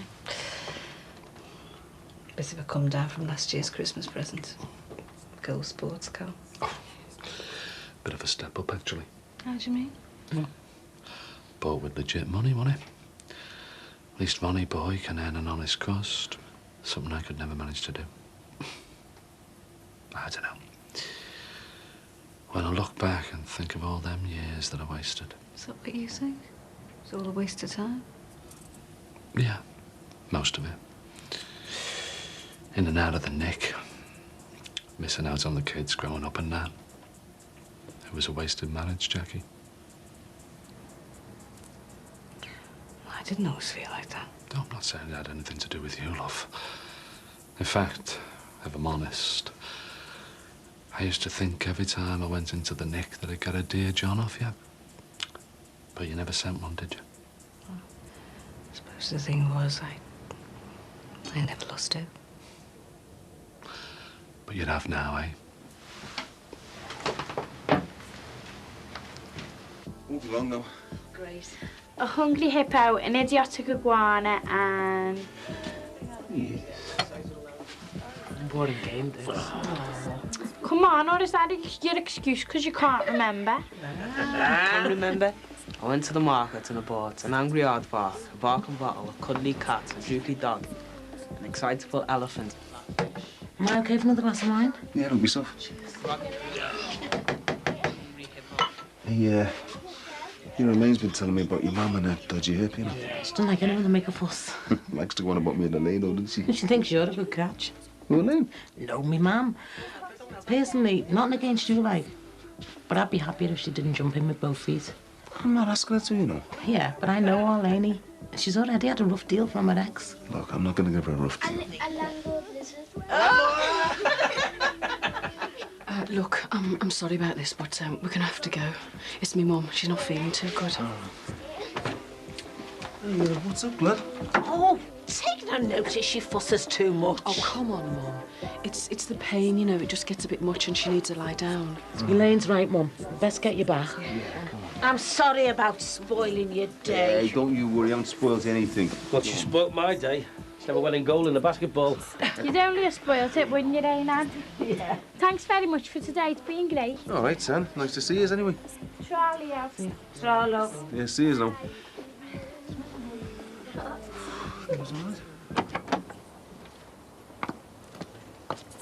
Yeah, okay. All right, well, never mind. Hope we can stay longer next time, eh? Yeah. Oh, yeah, nice. All right, see you then, Gladys. See you, See you, Kiss. See ya. Tommy. All the best. Same to you. Ta-ra, son. Do you think they enjoyed themselves? Well, it's hard to say, isn't it? I mean, you got off a bit quick, like. Ah, well, never mind, eh? Oh. Right, see you later. All right, then. Look, I really am sorry about this. No need to worry about that. Will you give me a ring? Well, actually, Elaine, I was wondering what you were up to on New Year's Eve. Drowning me sorrows, most likely. Well, listen, there's a couple of dues going on around here if you fancy it, like, you know, and there's good scram, plenty of ale.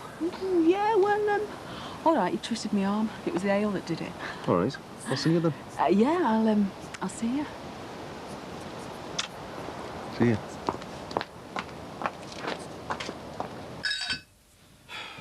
I thought Dee Dee was one of them Bible-bashing Catholics. Yes, she is. So how come she's given Ron a divorce, then? Has he been putting the pressure on her? Dee Dee's got a new man, hasn't she? This Tom fella. So she's ready to give Ron the old Evo. Means Ron will be free to move on, eh? Well, he just wants to get us over as quick as he can. That's why he's asked her over today, isn't it? Sure he didn't bring her over to show off your hostess, Charlie. But any luck it might be missing when I get back. Ron will still be there, though, eh? Yeah. Oh, well. Finally getting the dear John to me face is hard to take, but I've had it coming for a long time, haven't I? When I was inside, I used to think, this time, when I come out through those prison gates, she's not going to be there. Used to get knots in my stomach thinking about what I'd do if you weren't. But I used to think, oh, come on, Jimmy, you'll be all right. You'll cope without her. But then I knew I was kidding myself. Hey, come on. We're talking about Jimmy Corker later on. The great survivor. Yeah, maybe. That's only because you were there, Jack. Like a rock. You deserve better, love. It's payoff time. That's why I'm not going to put any obstacles in your way. Obstacles? How do you mean? If you want to set up home with Ron, I'm not going to make any waves. I won't stand in your way. You can have a divorce whenever you want. Divorce? Just like that? That's what you want, isn't it? I'm throwing my hand in, Jack.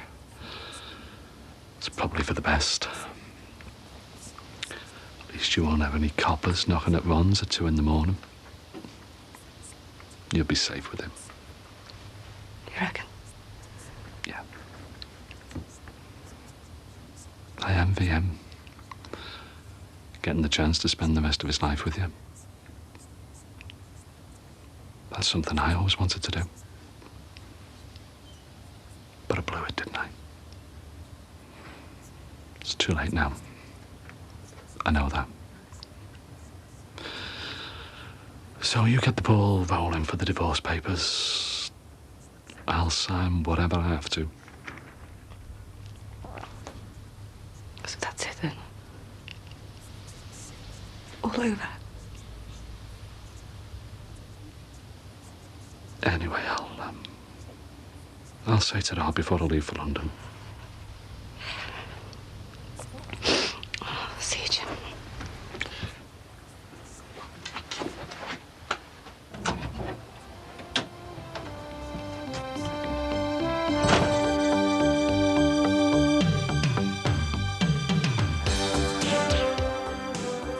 Next on 4, we cook up a cake hole tour with Jo Brand, her comedy and her crew. What a carry-on, all the way to Worcester.